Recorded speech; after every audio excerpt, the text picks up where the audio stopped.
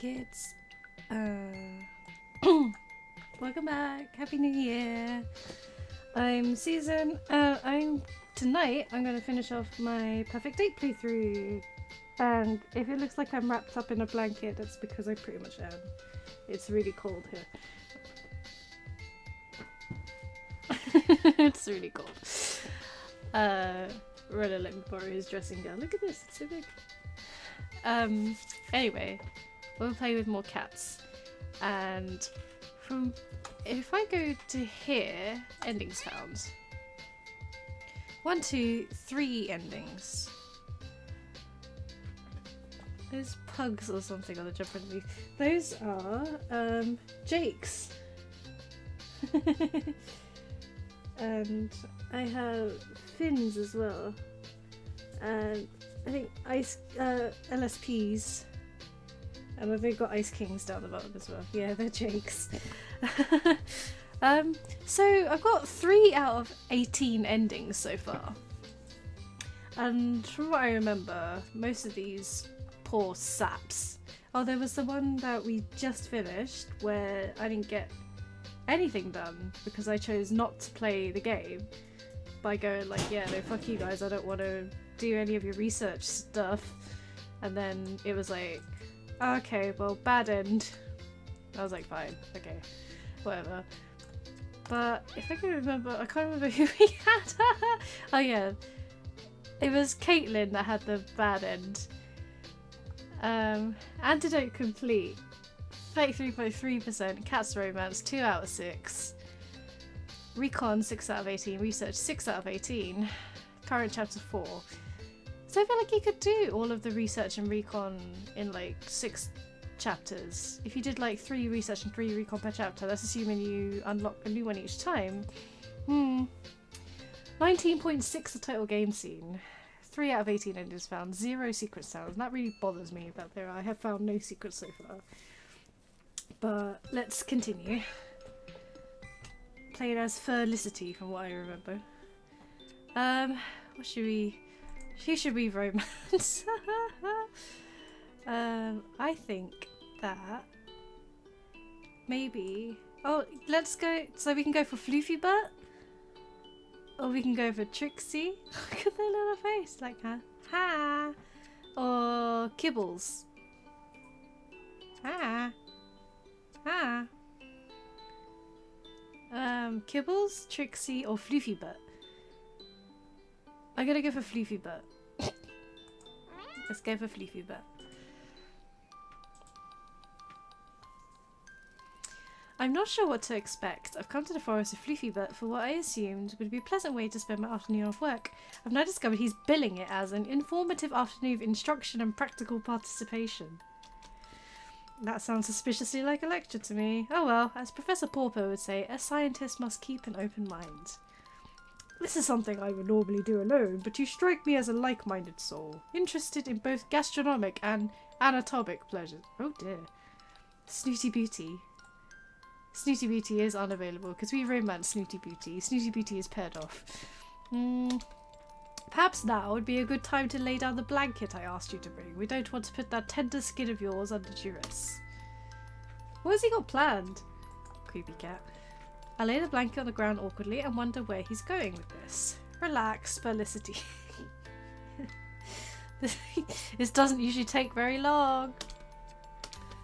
Without warning, there's a loud plop as a bird plummets out of the sky onto the blanket. Told you so. Look at that face. That I told you so face. It's dead as a doornail. But what happened to it?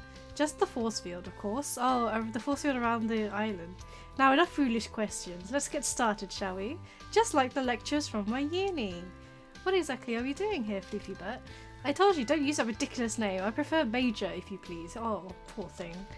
What exactly are we doing here, Major? This is my little surprise. I'm a bird fancier. You fancy your birds dead? Quite. All the better to practice my other pursuit. I'm going to regret asking this, but what pursuit would that be? I'm a self-taught pathologist.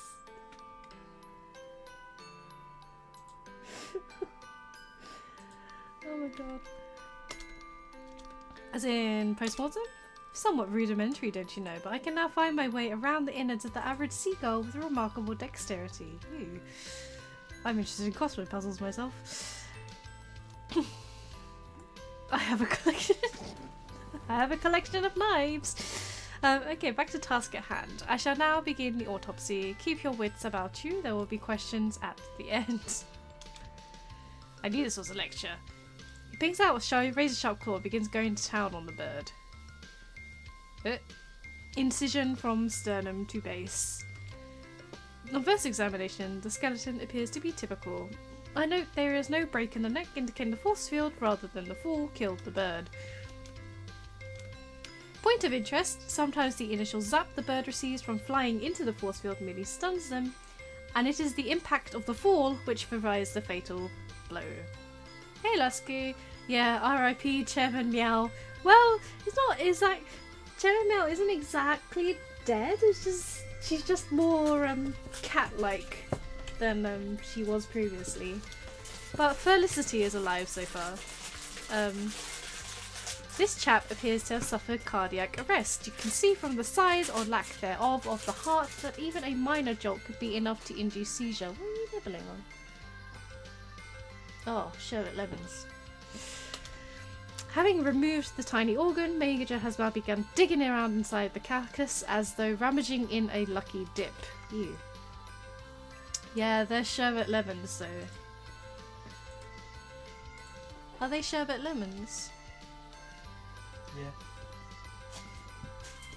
Lemon sherbets. I've got no rhubarb. Why did this not notify you the stream? I don't know, hun. You're not late. I've only been doing this for like 5 minutes. Don't worry, Panda. Mwah. Good to have you here. Right, now removing entrails for further examination. So far, we've just dissected a dead bird. Oh, do get a better look, Felicity. It's rather revealing. I can see something in the stomach sac. It looks like... Ooh, it's gold! Our lucky day! Have a look, it's some kind of nugget. Ugh, I'm not offended to move and play with the contents of a seagull's stomach. Don't be ridiculous. This is not a game. May I remind you, we are in the middle of a very serious post-mortem. I expect you, as my assistant, to maintain professionalism. My stomach is doing flips as I hold the object between thumb and forefinger. What is this thing? It's so small, it kind of looks like a... Cripes, it's a tooth! Major, it's a gold tooth! Good find, you're a natural. I can't help but wonder, why would a seagull have a gold tooth in its stomach? Ew. Presumably, Major, this is from the mouth of a human. I love how disgusted she looks. She's like, bleh. I think you're probably right. How did it get in the seagull? You would make an excellent apprentice. If you like, I could pass on to you the skills I've acquired. That would be a feather in your cap, eh? I resign myself to the fact he's not going to be drawn into speculation. We'll bear that in mind, Major. I don't have the heart to tell him I came top of my class of veterinary surgery. And now to the victor of the spoils. Don't be shy, I've already carved. Oh gosh, do you mean... Of course, tuck in. We won't stand on ceremony here. It's a good one too, plenty of fat. Do I really want to eat raw seagull carved up by a cat on the forest floor? Do I tuck in or do I make excuses? Tuck in or make excuses? What do you think, you guys? I want to say that I should tuck in, even though it's like really gross. I feel like we should tuck in. Should I just tuck in?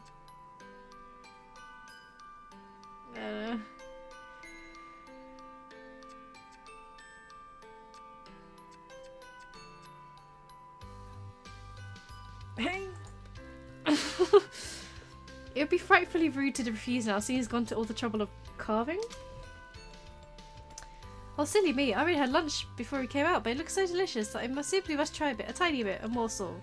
Very well, I shall leave you the tastiest part of all, the liver. Tears an organ out the carcass, presents it to me on a flat paw. Very fatty.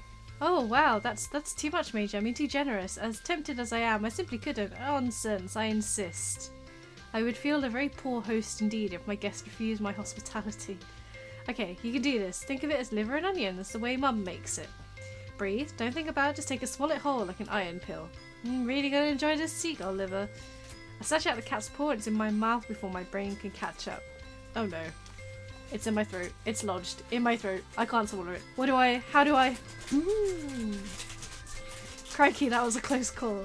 I catch the organ in my clenched fist and simultaneously give Floofy Butt the thumbs up. Exquisite! My compliments to the cat. Quite so. Next time, make sure we have an empty stomach. I like this chap, eh? He holds up the gold tooth and laughs. I try to force a laugh, but I'm suddenly overwhelmed with nausea. I've had a truly lovely time here, Major. I'm afraid I must go now. So soon? Sadly so. Work calls. Well, oh, little rain clouds. I suppose that can't be helped, but let's do this again soon, eh? Yes, of course, soon. I can hardly wait. As I run home, feeling the slimy, sticky mess clinging to my hand, I curse myself for not bringing my antiseptic gel. Next time, I will be prepared. I really hope that was worth it.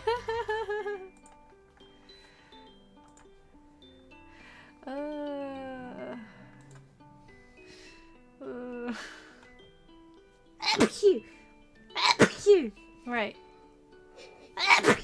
Oh dear. Right, recon. Complete. So I've got 6 and 8 and 11. 3 sets of recon to do. Nice. I can't stop thinking about those important fragrant pink letters Zane mentioned. I've got to get my hands on one. Oh, I've got to focus on finding an antidote. It's time to run some tests on myself and get things moving faster. I'm running out of time. Or, there's been shipment supplies delivered. I have to help get it all unloaded. Maybe I can get some info while I'm there. All of that works for me. Let's try 6, because it's the first one. The first one available. Uh-oh, mystery music. I run through the sequence one more time. I know it by heart, but I'm nervous. I've been watching long enough to be sure that the routine's just like clockwork, no deviations, apart from one, and I've made that work for me. So the boat arrives at 1300 hours. Zane, always alone, talks to the older man Bob, who hands over the post, while the younger of the two, Joe, loads up the dolly with boxes of supplies.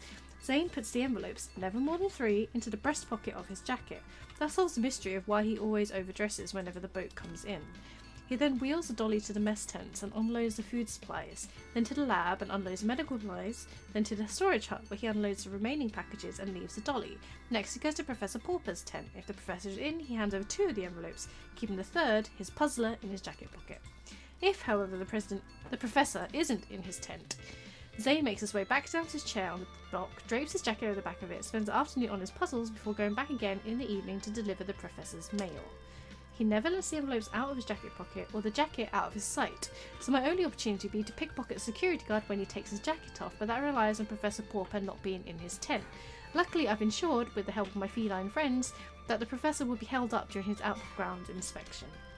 Usually, Pauper just meanders around the inner perimeter of the base camp area, checks it all as well. Most days, everything is, but today, Kibbles and Trixie have staged a little rumpus that will engage him for just enough time to miss Zane's delivery. Nice. He is, of course, sat in his usual place, jacket draped over his chair. Hi, 128. I suppose we're on first name terms now. I have a little something for you. His eyes are where they always are, on his crossword. I made you a puzzle. He eyes me skeptically. A crossword, to be exact. It's pretty tricky, if I do say so myself.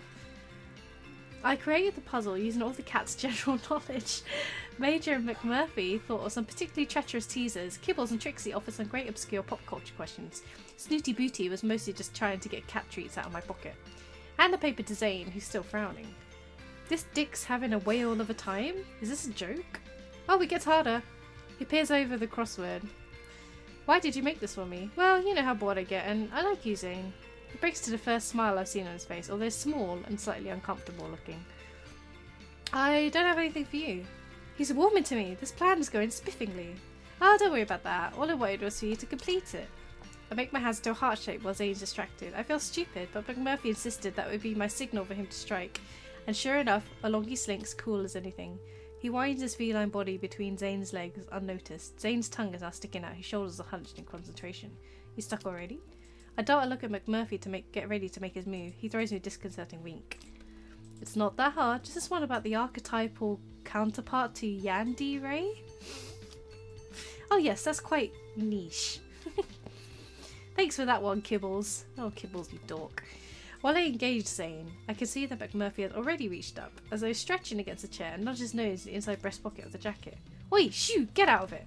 I see McMurphy scamper off, and my heart sinks. Ah, Felicity is a cutie. I'll check back later, see how you're getting on with it. He grunts in response. I walk back, dejectedly, to where McMurphy and I had agreed to meet after our mission was over. My spirits lift at the sight of a little pink corner peeking out from under the designated rock. McMurphy, you're a star! There's no end to my talents. I snatch up the envelope, say goodbye to McMurphy, and head to the privacy of my tent. I examine my trophy while the kettle boils. I'm touched by the pretty pink envelope, delicate fragrance, and feel suddenly embarrassed. Am I prying into the Professor's love life? Probably. What has gotten into me, getting notions of secret goings-on and subterfuge? I'm about to put the letter back, overwhelmed by curiosity. I wonder who the Professor's secret love could be. What are they like? Woman? Man? Other? Before I can contain myself, I've steamed open the flap and I'm peeking inside. It's not at all what I expect. My previous suspicions come flooding back. This paper is in stark contrast to the pretty pink wrapping. It is a typed message on white paper. Percival, I have been informed of your latest subject. I would rather hear about such things from you personally. It would not be wise to take my silence for authorization. Please keep this in mind for future transactions. I will let this indiscretion slide, but if it is ever repeated, I will have no choice but to deal with you the way I dealt with 124. Oh. As for the project, case study 6 is aesthetic. Please treat accordingly. P103 has been successful. Void any further investigation.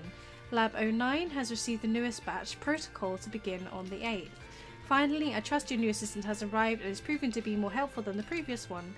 We seem to have had a run of bad luck in that particular area. As you know, I do not abide bad luck and will expect a reversal of fortune post-haste. Faithfully yours, 7. Ooh. Ooh. Ooh. Let's do one recon, one research, and another romance. I've got to focus on finding an antidote. Self-analysis.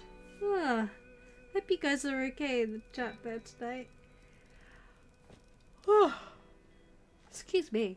Right. I've been devoting all the time I can spare to work on an antidote for the catification process. Although it's not an entire failure, progress is slow. I'm concerned I may be running out of time. It's time I did some more tests on myself to record how the virus is progressing in me, what effects it's having on my body. That should give me some idea of how much time I have left, before it becomes too difficult to hide the problem from other people. I'm sneaking around in the middle of the night because I can't risk getting found out by Professor Purrfect or the Marigolds. The only person likely to check up on what I'm doing at this hour is Zane, the security guard. I'm confident he won't have a clue what any of this means. I start by taking my own blood. Never an easy thing, but trying to find a vein where you also try not to look is very tricky indeed. It takes several missed stabs before I get it right. I take as much as I dare without making myself feel woozy. I take saliva swabs from the inside of my mouth, inside my nostrils, in my ears, and finally from my groin area. I seal each swab in its tube and label them 007. Corny, I know, but it makes me smile. I'm also pretty certain no one will pay much attention to the numbers. Everything is numbered around here, so you tend to go blind to a number that isn't a particular one you're looking for. Next, I tweeze out individual hairs in my head, eyebrows, arms, legs, and groin. Each hair is prepared and placed onto a microscope slide. Finally, I take clippings on my finger and toenails. Some I prepare onto slides, some I put into test tubes for testing reactivity to various agents. I'm quite sleepy by the time I prepared all my specimens and started to think maybe I should freeze this lot and call it a night. When I hear something moving around outside, I go and poke my head out. It's too dark to see anything. Is somebody there? Do you want something? This place can be very creepy sometimes. The little diversion has made me feel much more alert, and with my second wind, I decide to press on with my testing. I work steadily for the next hour and a half before I can draw any conclusions. The short-term test results indicate that not much has changed from the last time I did this.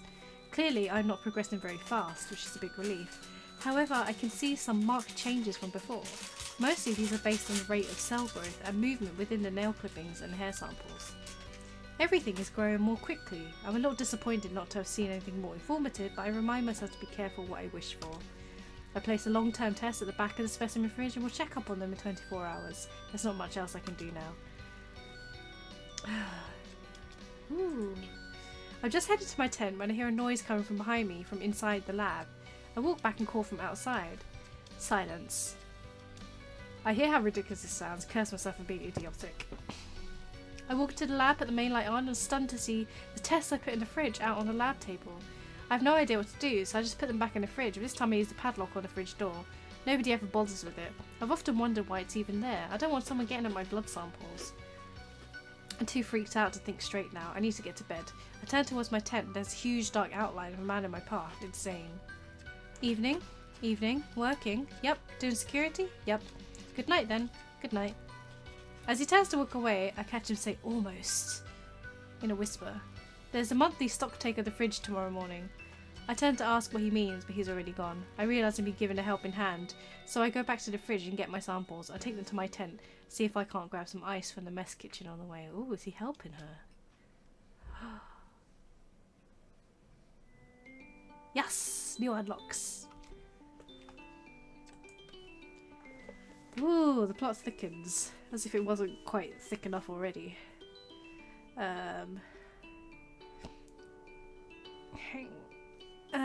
37.5% done with an antidote. I don't think we'll finish the antidote by the time we finish the game, but we'll see. Let's do some research. Oh, I'm tired. I forgot. Let's rest up first.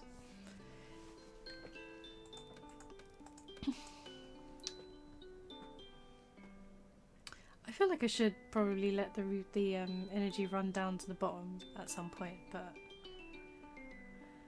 just to see if anything actually happens. Oh, research 1, 2, and 11. The professor assigned me to work on a special subject. I wonder what he means by that. Let's start.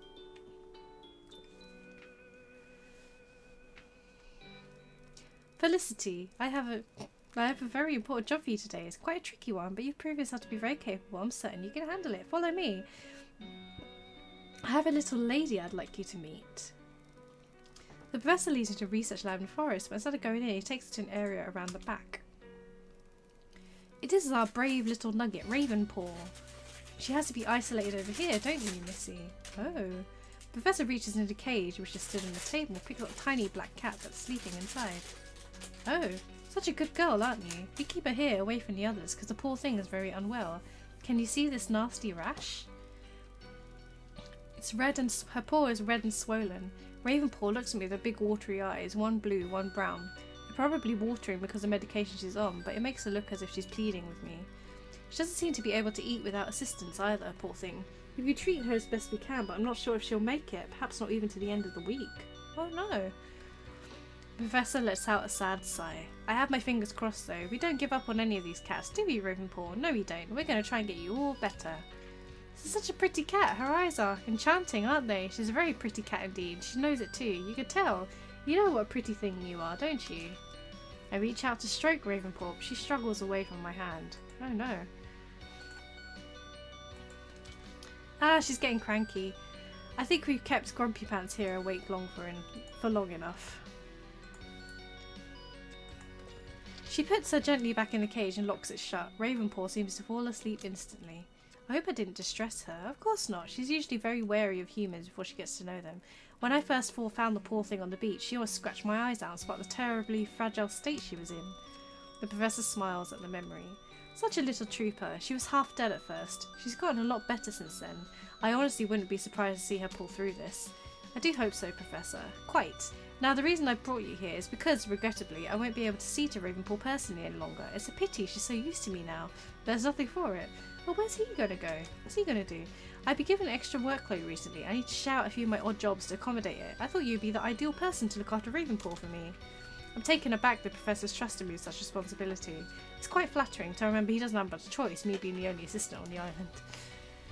Every day she requires a change of dressing, a dose of medication, some cream rubbed into her rashes, and a syringe full of some nutrient milk. This can be quite distressing for her, so I'd like someone with a nice and patient manner to take over from me. I'd love to help out in any way I can. That's what I'm here for.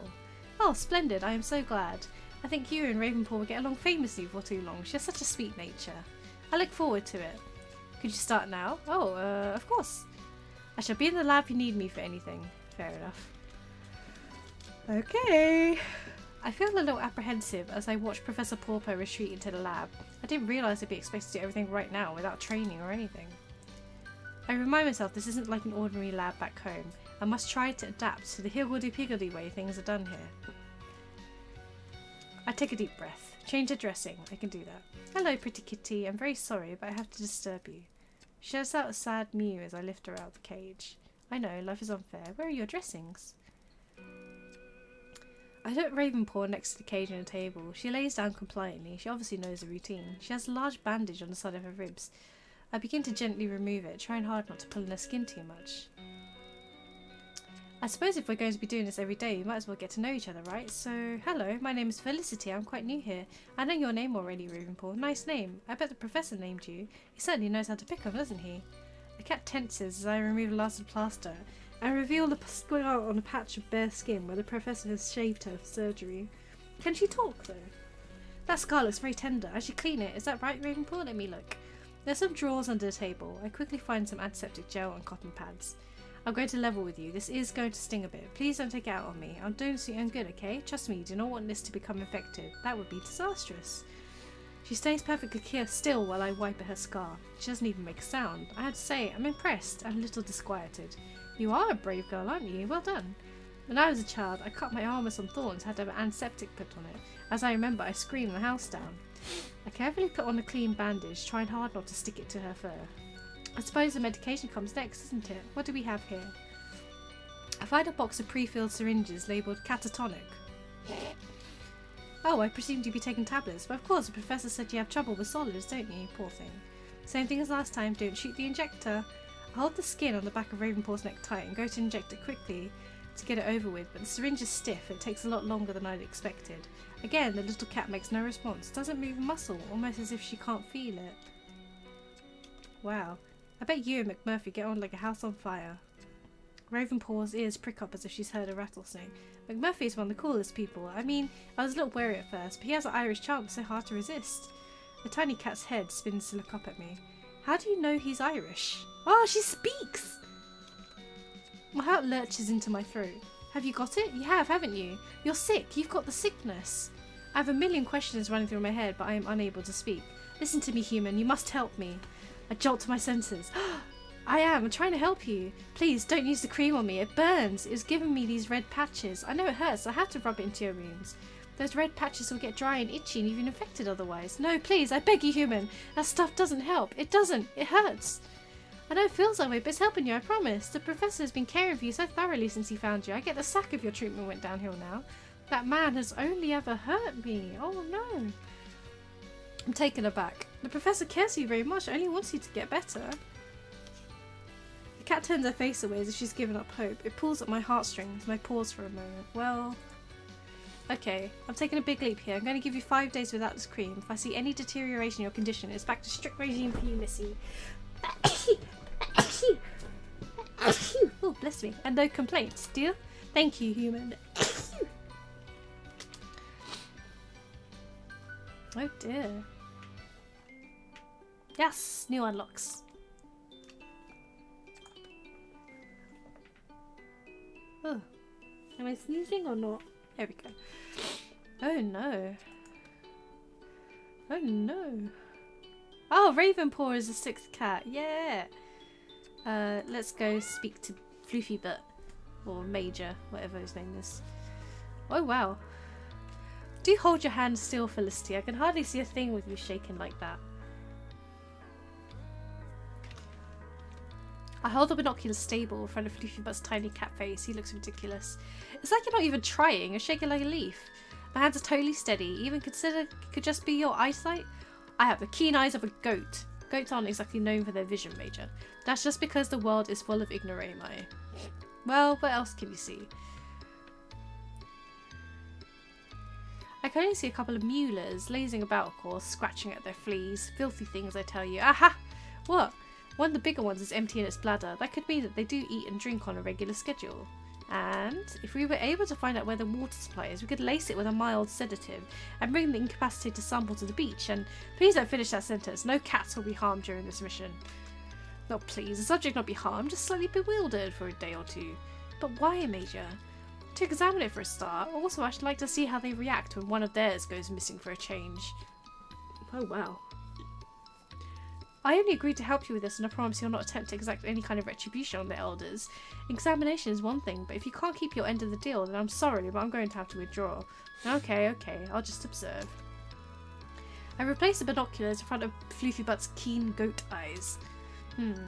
Well, what do we have here? Found something? I do believe I have. There's a few elders here who seem to be meditating. Meditating? Take a look, will you? Tell me they aren't meditating. I adjust the binoculars to suit my eyes, quite taken back by what I see. Floofy Butt is right, the cats aren't sleeping. They're sitting in a circle around what is by far one of the stranger landmarks on the island. A large statue of Bastet. Professor Pauper's always dodged my questions about what on earth the statue of the Egyptian cat goddess of war is doing on this island. Oh, I'm even more intrigued now. Me too! These cats seem to be listening, or contemplating, or even meditating. I'm sure there's a perfectly good explanation for their behaviour. Cats often behave quite strangely, I've found. Well, they're strange and then they're strange. And my experience teaches me this type of strangeness that this class are afflicted with is beyond acceptable. I believe the only way to protect us all is total disassociation. Do you hear yourself? We're here practically trespassing on their territories. You can spy on them while they're doing whatever it is they're doing, and you want disassociation from them? One must know one's enemy. How are they your enemy? They've never done anything to you. Oh no? They're responsible for the problems on the cursed island, and it's about the time they were held accountable. They're the carriers of the cat virus. If it weren't for them, you wouldn't be afflicted with the illness.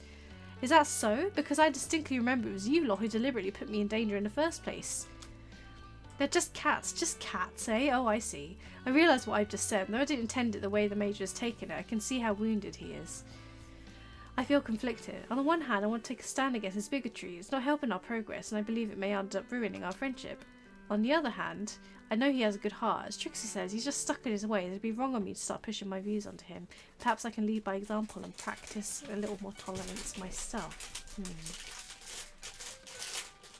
Come on, Major. I didn't mean it that way. You know I have the highest regard for all cats, particularly you. And I for you. However, I must say I find it increasingly difficult to fathom how such an intelligent person such as yourself fails to recognise such obvious truths. Perhaps I haven't given you a fair hearing. Maybe my own opinion has gotten in the way. So go on then. You have my full attention. Teach me, Major. Well, that's more like it. He pulls himself up, fluffs out his fur.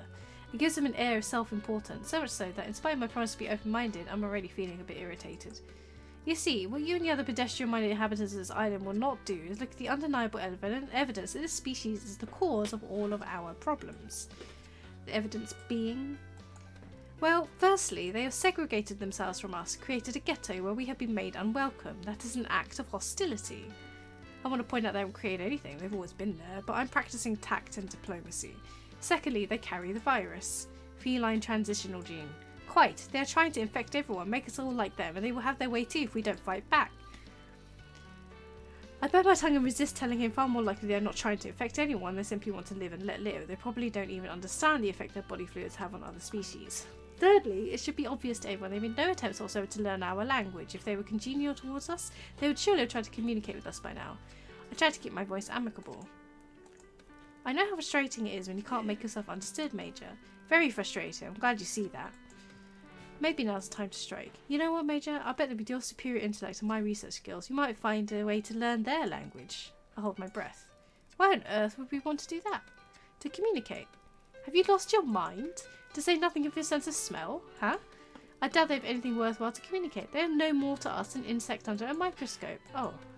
The smell, however, that is rather overpowering. Shall we call it a day here and go somewhere where the air is more pleasant for our lunch? I'm feeling very uncomfortable now. I want to get away to think. I see, Major, I have to get back. I'm on feeding duty today. If you like, I can put something by for you. Very well. I shall call by the mess tent later. As I make my way back to camp, I can't help feeling I ought to have handled this differently. Oops. I wonder if honesty may have made more progress with Floof. Diplomacy just feels like pandering to him, really. Oh. Well, no matter what I would have said, I bet she would have had a similar reaction. Like, oh, I should have done it the other way. 40.3% antidote. Let's do another romance.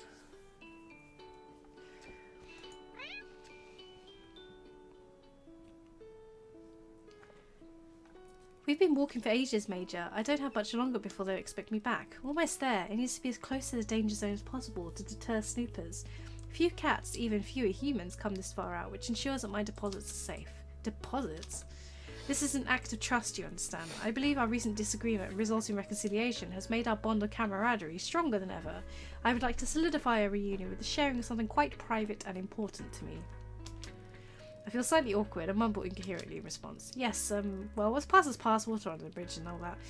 I'm delighted though, you've reviewed and modified some of your stronger opinions, Major. Updated your map, so to speak. Indeed, though for the record, I'm still very uneasy about the elders, but I grant that finding a way to speak with them might provide more insight than I'd assumed. Well, we really are on the same page now. We come to a halt. I can smell the pungent scent of the elder cats. I've not been this close to them since that first night. It makes me uncomfortable, but I feel surprisingly reassured to be with Floofy-Butt. This is it. We must be completely silent now, so you have to cease that unattractive sound you're making. I'm out of breath, Major. I can't help it. What I'm about to show you has taken a long time and a lot of effort on my part, if anyone else should get wind of its whereabouts or even its existence. Okay, I get it. I swear the most prestigious of pinky promises that I will not utter a word to anyone about whatever I see today. He seems satisfied and makes an effort to straighten himself out before motioning towards a large tree. This, my dear, is my treasure. Oh, what a handsome tree you have there, Major. Very tall and proud looking. Congratulations. Oh, for goodness sake, come over here. He leads me round the enormous tree to its hidden side, which has a large hollow in it that looks like it leads to a tunnel. Good God, man, you dig an escape route out of here? What on earth are you twittering about? Use your eyes more and your mouth less, my dear. I noticed then, hidden in the dark recess of the tree, is the outline of a large object which my eyes won't allow me to see clearly. What is it, Major? Don't be shy, Felicity. Get in there and have a proper look. I have no choice but to crawl into the cavity for closer inspection. I run my fingers over the item and deduce that it is made of old, splintering wood and has cold metal adornments on either side. I use them to drag it out of the tree. In the half-light, I am somewhat unsurprised to see it is an old-fashioned treasure chest. Floofy-Butt is looking at me expectantly. Well, open it, my dear. You needn't worry about the lock. It's quite broken. I do as instructed. Oh, how on earth? It's full to the brim with all sorts of shiny things. Jewellery, gems, coins, trinkets, ornaments, baubles, and all matter of curios. Floofy-Butt lets out a low laugh. Allow me to regale you, human, with my vast adventures and conquests. I settle down and allow the Major's voice to wash over me as I play with some items of frippery from the chest. Ah, the coin you're holding. Very interesting story attached to that. Do you know how old it is? I do believe the date should still be legible. I remember the night I found it. I'd gone for a walk along the beach. It was blustery and dark. I feel for the first time how exhausted I am. The walk has sapped me of all my energy, and as I fought with the elements... Oh, I look ahead and notice the sky is much darker. I'm laying down, though I don't remember doing so. Valiant and victorious, to thunderous applause! I hear a low grumbling sound, thunder, and a flashing behind my now closed eyes. Surely it's a storm, but there's no rain. That's odd. No wet, just warm, dry, hard to breathe. And I bellowed defiantly, you cannot have them, but the Muellers were already encircling. I should get up now. Oh, it seems my eyes won't open. That's a pity. As I bit into the still beating heart. I do believe I'm paralysed. That is a shame. I tried to move my fingers. Nope, they're not listening to me. Wake up! We have to get you out of here this instant. Up you get, Purrfect. Up you get. That's it. Come on. As I come to, the world looks dark and distorted. I must be walking because trees are passing my line of vision. My hands hurt. I look down at them. They are pressed firmly to the earth, one moving in front of the other. I must be crawling? Are we dreaming? I don't know how much time has passed, but I wake up on the sand. I inspect my blistering hands. Floofy-Butt sitting next to me, facing the sea. Did I dream all that? Oh, you're awake. No, I'm afraid you weren't dreaming. What happened? It was my fault. I took you too close to the danger zone. In your current state, you couldn't handle it. Your feline transition is still in its early stages. It seems to be progressing particularly slowly in you. So I'm still very vulnerable to the effects of the elder territory? Quite. I was foolish. Didn't think I was too interested in myself. My story is my treasure to protect you properly. Please forgive me. It's fine. It's okay. Don't upset yourself. I had a lot of fun to the whole blackout thing. He looks genuinely pleased. Really? I've been told I'm a very good raconteur. Ooh, one of the best. How much did you hear? I'm sorry? How many of my anecdotes did you hear before you succumbed? I'd be happy to repeat anything you missed. Oh no, really, Major. I'm fairly certain I heard them all. Well, if you're quite sure? I am. Besides, I think I have a migraine coming on. Well, in that case, you must allow me to nurse you until you're fully recovered. Oh, it's a deal. Why do I have earrings in my hair? I had to pelt you with jewellery to get you to wake up. Oh, of course. If you don't mind, I think I need to get back to sleep. I lay back down on the warm sand and curl into a ball. I'll be here when you wake up. I drift off and dream that I'm a cat. Aww.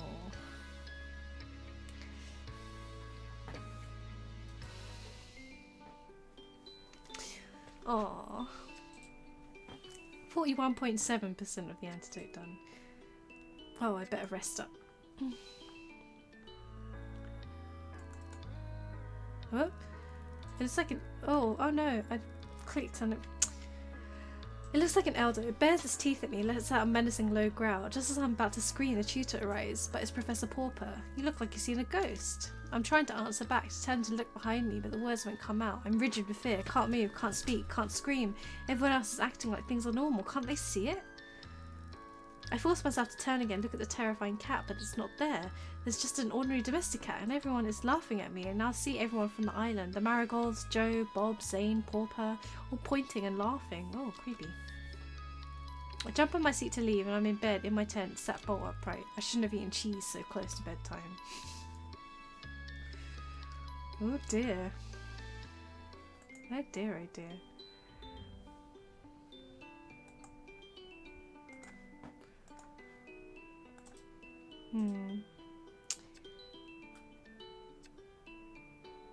Could do 1 research, 1 recon, 2 romance, then 1 research. Ooh.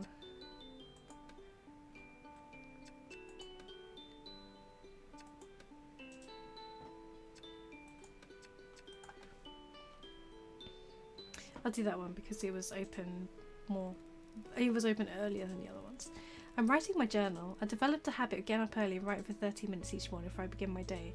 I'm often so tired at the end of the day I just want to fall into bed and my journal gets neglected. Also, I like the way it grounds me before the strange island sucks me into the adventure of a new day.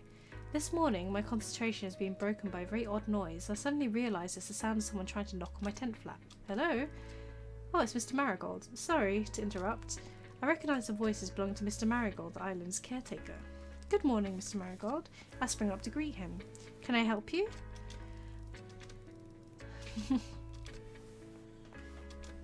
Right. Is there something I can help you with? I hope so. And that would be Mrs. Marigold is taken to her bed. Proper sick she is, so the boss said I should ask you to fill in for her today if that's alright. I know the professor well enough by now to understand I don't actually have a choice. Great. I mean, I'm sorry to hear your wife's poorly. Nothing serious, I hope, but I'm happy to spend some time with you. Well, best make an early start then. Get your shoes on, I'll meet you at the jetty. And off he goes. When I arrive at the jetty, I can see that Mr. Marigold's already started work mending the wooden rail while a couple of posts were damaged in a recent storm. How can I help? Just pass me those pins as I go along. Need to reinforce this and recoat it with preservative. I'm a bit disappointed. I can use the hammer too if you have a spare. We can get this much quicker with 2 of us working on it. No rush. Oh, I suppose not. You hear me for the whole day anyway. Oh, I didn't mean that. I'm not bored. There's so much going on here. I haven't even begun to uncover half of what this island has to offer, I'm sure. I just meant it's nice to have the chance to know someone new. Company is in short supply here. Human company. He mumbles it half under his breath, so I'm not certain he even said it. I beg your pardon? You seem to be getting on with the cats though, eh? Oh yes, I'm spoilt for choice for feline friends. Be careful with that. I stop and look at him. He holds my gaze. What do you mean? Be careful with those pins. Oh, you're going to have them over the edge in a minute. I look down and see that in not paying attention I've kicked the box perilously close to the edge of the jetty. Close to the edge than you thought? I get the feeling we're not just talking about a box of nails. Yes, I wasn't paying attention. Looking in the wrong direction. That's when we miss the things right under our nose that could cause problems. Mr. Marigold. Do you know something I ought to know? Such as? Well, obviously I don't know. I know you're an inquisitive little blighter. Have you been watching me? Keeping an eye might be a more accurate way of putting it. Well, thank you, I think. You're welcome, but I wouldn't be so quick to trust people if I were you. You don't know me or my intentions. Suddenly he lets out a roar of laughter and gets back to work. Oh, creepy. I have a feeling you're one of the good guys. Call me Mason. I hand him pins and we say no more, but as I go over a conversation in my head, I realise I've heard those words before, or some very like them. The nameless message on my catalogue hits me. Mr. Marigold is my messenger. Oh. No. Right. Yes. Plot thickens. See, the thing is with this game, like,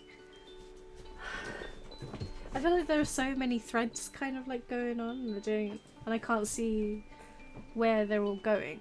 which is both a good and a bad thing. I mean, like, on the one hand it's good because it's like clever storytelling, but on the other hand I'm kind of like, I don't really know like where it's going, which is a little bit frustrating. I mean, there's only so long that a game could kind of like spin out a mystery before I start to feel like, okay, now you need to start giving me some kind of answers. Let's see. Do one more recon, 2 more romance, 1 more research. Let's see now. 9. Today the Marigold's clearing out lab's inventory. There's been shipment of supplies. Let's do this one because it's been there for a while.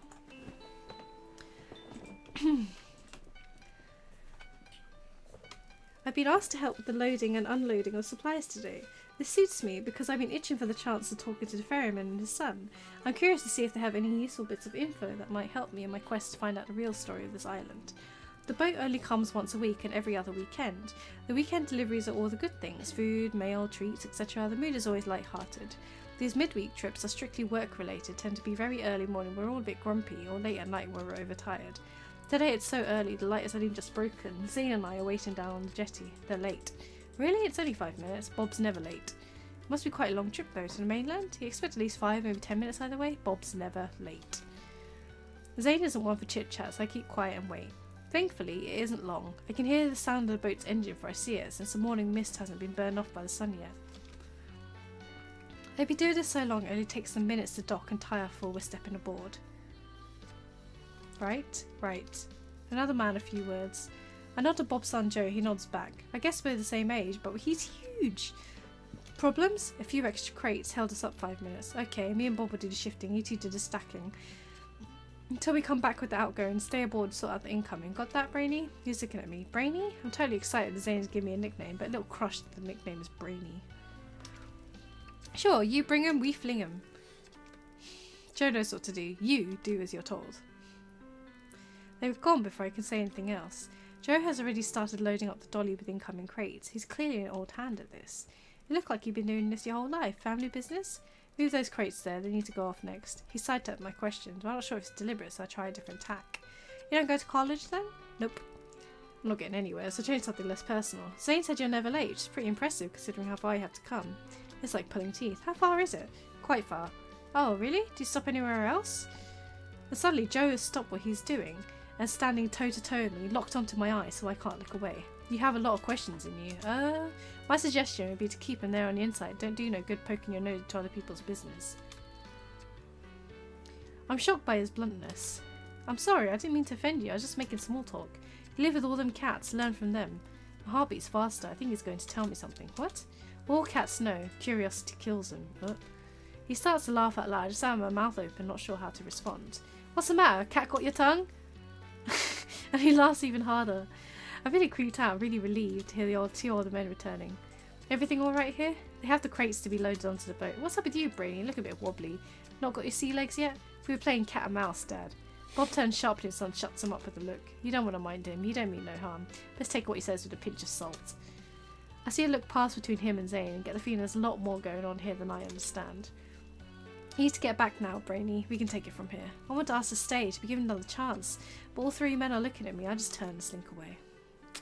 Damn. I think he can get away with spinning out a mystery much longer than other games and than in other genres of games. Yes, I agree. That said, a lot of visual novels encourage replays. There's ways to spread it out there, which is probably adding to the playtime. That's true. I mean, I haven't... I'm not 100% sure how I can unlock secrets yet. Like, whether that's just done via the choices, whether it's done via replay, or whether it's done by another method that I haven't come across yet. But I don't know, I guess I haven't seen enough of it to kind of like make a call on whether it is legitimately kind of stretching out the mystery or whether it is just spinning things and adding things to the playtime for the sake of it. Do you know what I mean? Like, I want to hope for the best and say that it's option A, but who knows. Right, 2 more romances and then 1 more research. Let's go talk to Fluffybert. What does Fluffybert have to say? I rushed out to the forest on his insistence that I meet him at the location of his treasure chest. After the incident, we called on McMurphy and Kibbles to help us drag it to a new spot further away from Elder territory. Major, are you okay? I was in the middle of preparing lunch when I received your urgent summons. Quite. I was pouring through my collection, couldn't help but reflect upon some of our adventures. Oh, so you dragged me from the kitchen to reminisce? Indeed. I've grown rather fond of our expeditions together. I do seem to find more unique articles when you accompany me. Each of these cats is like really selfish in her own way, aren't they? You've trained me well, Major. Any advancement I've made in the treasure hunting field is entirely thanks to you. Yes, I mean, no, you have a natural ability. Rather impressive. You flatter me. Not at all. I am a fair cat. It's my belief that good work deserves just reward. Reward? Indeed, and so I thought it would only be right to help let you keep an item from my inventory. You may start a collection of your own. Oh, how very kind of you. That's too kind of you, Major. I'm touched. Yes, well, let's have a look, shall we? You may choose whatever you like, my dear. Absolutely anything. Ooh. I move some of the more bijou trinkets out of the way and dig deep for the good stuff. Wow, I grasp a red gem almost the size of my fist. But before I can begin to examine it, Purrfect swiped it away from his paw. No idea what that is doing in there. I think I see how this is going to go. Anything else? Whatever you like. How about this? I untangle a string of pearl, creamy and iridescent, clearly very good quality, into my untrained eye. He looks uncomfortable. Yes, they are rather special, aren't they? I do have a particular fondness for them. I let him off the hook as my eye catches sight of something dull and cheap looking. What on earth is this? The filthy bottle sticks out like a sore thumb amongst the shiny baubles Floofy usually likes to collect. Oh, that heavens, I forgot all about that thing. It might suit you. If you shake it, you hear something rattling about in there. I do believe it contains a note or a script of some kind. He's selling it to me. Silly, really. I did get it into my head to find a way to open that bottle, but the cork is wedged in tight. I choose this to start my collection, Major. Really? That old thing? I can tell he's absolutely delighted. Yes, I have an idea how to open it. Go on, you have my attention. I whip off my apron, loosely wrap it around the bottle, then smash it unceremoniously against the side of a tree. Good gracious, how lively of you. I have a feeling the real treasure is this. I carefully pick the parchment from amongst the shards of glass, cast a cursory eye at the faded scribbles. A genuine message in a bottle. This could fill in so many blanks about the history of this place. This is better than anything I could have hoped for. Well, if that's what you deem to be treasure, then please be my guest. Thank you so much. I must go now, though. I'm late for lunch duty. I excitedly kiss Floofy Butt on his furry head before dashing back to base. But what does the note say? Oh, come on.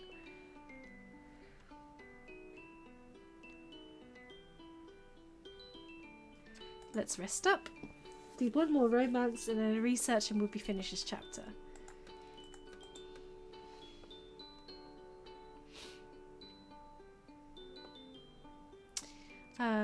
Romance.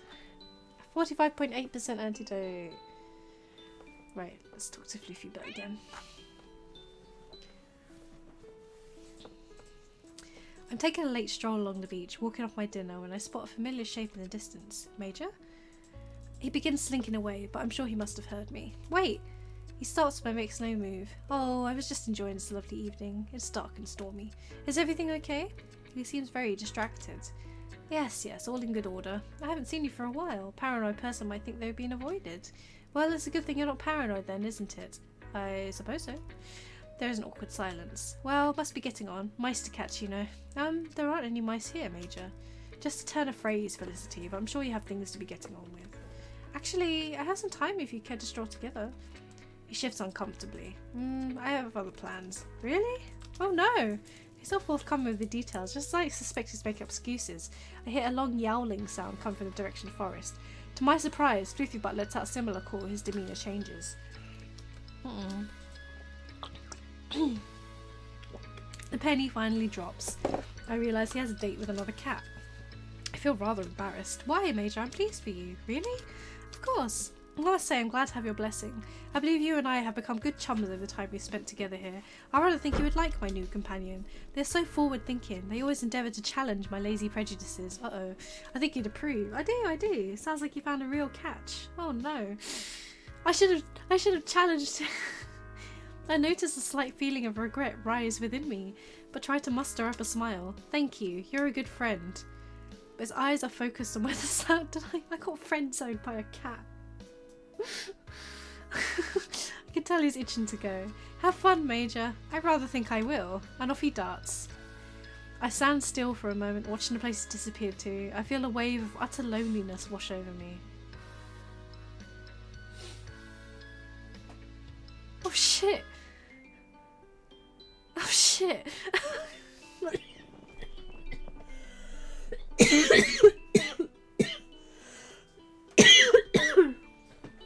Oh shit! Oh dear. Alright, fine. We're gonna die alone. Let's just... I'm sorry, Felicity. Let's go tag some cats. Oh dear. Here, kitty kitty. I'm out on tag and scan rotation. The sun has begun to set, the beach is cooler.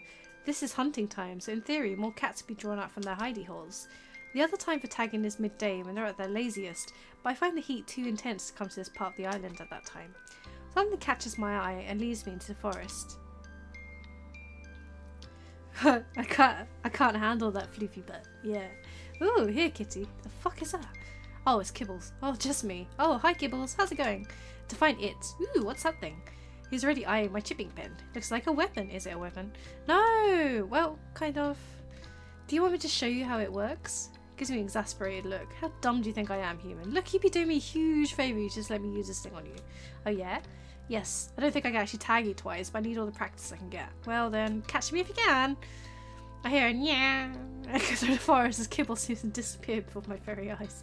Impressive. How did you do that? I won't shoot you, okay? I'll even let you have a go. Show me how you disappear so fast. He won't come back now. Who's this? The new voice startles me. He's like the Scarlet Pimpernel. I turn to see a mid-sized brown-haired cat scratching at the trunk of a tree. Who's this? Oh, hello. I don't think we've met before. My name's... I know who you are, Turntail. The island is buzzing with news about you. Turntail? What does that mean?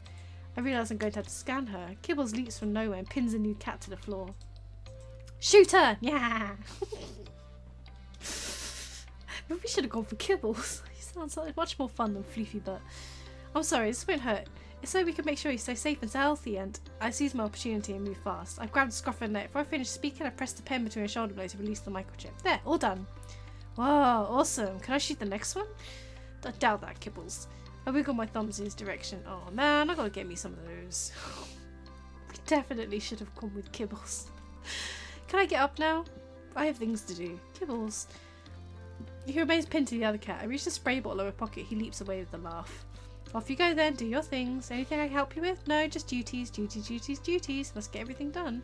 Oh, okay. I'm going to have to enter data for you in his catalogue. How about we call you B? B? Because you're so busy? Busy Bee. Look, B, it'd be good if I get you to come to the camp to check you over and make a note of your details. If you want to drop by when you're free, that'd be great. Otherwise, I'll have to come back with the cat carrier. Not so great. I'll come by. I know the place. The cat slinks off. Oh, we've got a new cat. Do you know her, Kibs? Kibbles emerges from a hiding place in a tree. Yeah, I know her. She okay? She seems a bit unhappy. Oh, she's fine. She's just like you is all. Like me? What do you mean? You're the scientist. You work it out.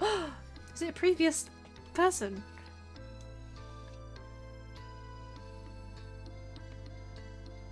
I can't believe you got rejected by Floofy Butt. I'm sitting on my bunk, looking around the empty tent that's been my home for the past 8 weeks. It's astonishing how much rubbish you can accumulate in such a short period of time. It's taken me hours, but I finally sorted everything and have my bag packed. In some ways, I wish I was staying, but I know if I'm going to make any more progress on the antidote, I will need expert help, the kind I can only get on the mainland. So it's time to head out. There's just one last thing left to do. I make my way to the place where Floofy Butt and I have spent so much time together. I was hoping I would find him here, nosing through his collection of treasures and artifacts. A hollowed out tree looks almost sad and neglected. I remain a safe distance to avoid the effects of the danger zone, but even from this far, I get the feeling Major hasn't been here for a while. I'm gutted. I wanted to say goodbye in person. Oh. Major, you here? When I'm satisfied he's nowhere around, I take out a small pillow I made from one of my t-shirts. It doesn't seem a lot, but I put so much effort into making it. I've stitched our names in a little heart and I drew some seagulls around the edges and stuffed it with catnip. I thought he might appreciate a bit of comfort with his advancing years. I only hope Snooty Booty doesn't get her claws into it. I place it at the foot of the mighty tree under a couple of palm leaves and make my way to the dock without looking back. Joe, the strange boy who runs the ferry with his dad Bob, is waiting on the jetty. You're almost late. I'm not in the mood for this nonsense today. I feel miserable. I'm not though, am I, Joe? Almost late. It's not late. Something got your goat? I ignore him, make my way onto the boat. Just as we begin navigating our way to open water, something on the land catches my eye. I can just make out the shape of a fluffy orange blob waving from the end of the jetty. Oh my goodness. And I wave back frantically. Someone come to see you off? Yes, it's the Major. Bye, Major. It's been an adventure. I can't see no one. You going a bit mental? Look, just there, the ball of orange, the tomcat. Joe's gone very quiet. When I glance at him, he's eyeing me suspiciously. Oh, that's a shame. What? Dad! Uh-oh. Something wrong, son? This one's sick. I don't understand. I'm fine. Bob appears in the driver's cabin. That's alright, son. You go take care of the steering wheel, good lad. Oh my god, they're going to take her out back. Joe does as he's told, leaving Bob and I face to face. Is there something wrong? I'm afraid there is. It's not personal. I happen to like you. He's reaching to his pocket and is aiming something that looks like a pistol at me. I laugh nervously. This must be some kind of prank. It's just, we can't have you going back to the mainland and infecting normal people, can we? Before I can answer, everything goes black.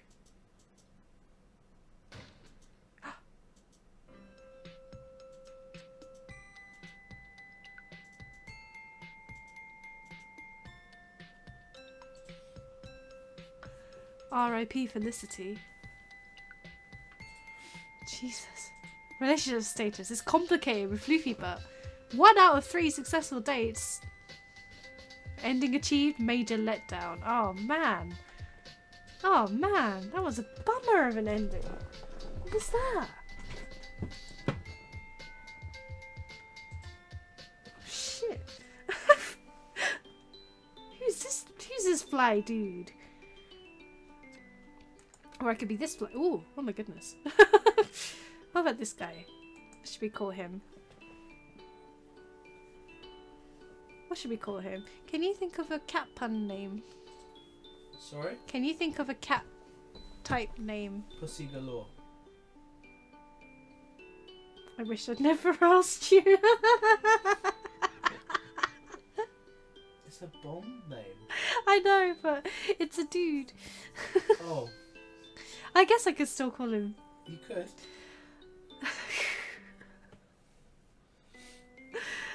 I guess I could still call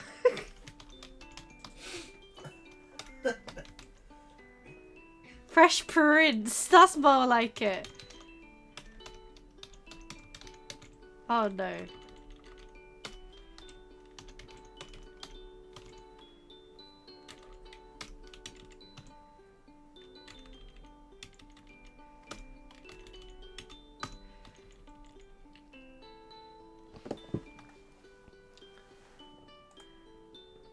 Fresh Prince.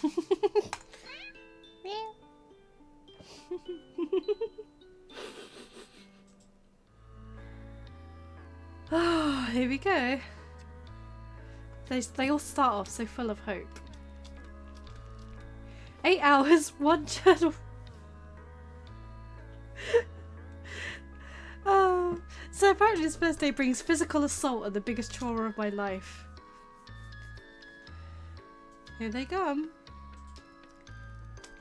Save it. I know how this goes. Fluffy bum. Blah blah. Catification. Blah blah. Evasive answers. Blah blah. Antidote. Basically, you need my help. Do you need it? Did I miss anything? No, not really. Wow, you really did read that journal from front to back, didn't you? Front to back. Ooh, he's sassy. Are you going to help us or not? I have to. I'll help. Whatever. See you after my day job.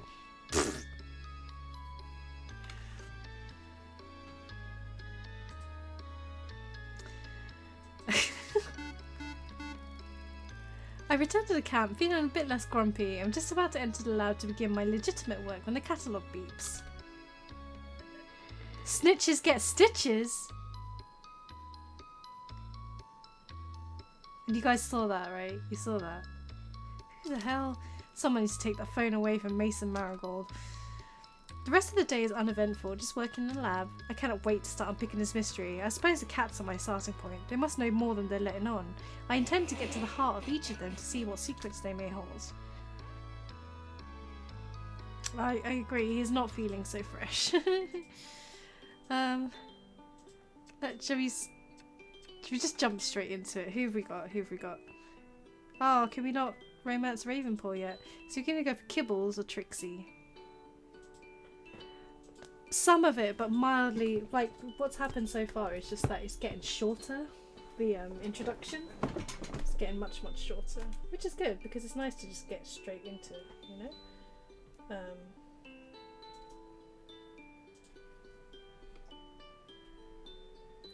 Too many notifications on this phone. What's going on? There we go. Should we go for Trixie or Kibbles?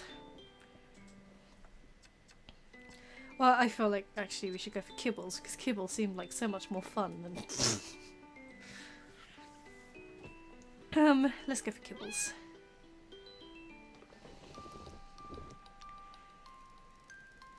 Hey Jake. I think it's a Thai games built around some realising catalogue. Sounds like an encyclopedia of cats. Yeah, no, there's a lot of that in this game. I'm out in the forest looking for some shade and a place where I won't be disturbed. I need to be relaxed when I finally read the precious contents of the envelope I'm carrying. It feels like I've waited an age for this moment. Eventually, I find a clearing with a moss-covered tree stump that looks comfortable enough. I have a quick check around to satisfy myself that I'm alone before I take a seat and slowly unpeel the flap of the brown wrapper and pull out my Isio Kanashi boy. It's such a treat to get some quiet manga reading time to myself. Oh my god. Fresh Prince isn't fresh at all. I'm just starting to get into it when I hear a rustling sound come from the nearby bushes. It's not the sort of sound the wind makes when it ruffles leaves. It's more deliberate than that.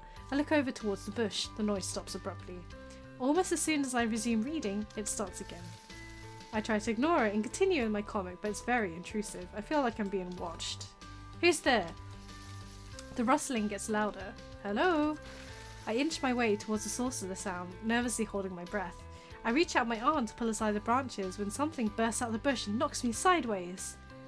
Kibbles, what on earth are you doing? Were you spying on me? He picks himself up from the ground, desperately trying to style it out. Oh, you're here? I hadn't noticed. I was just looking for something.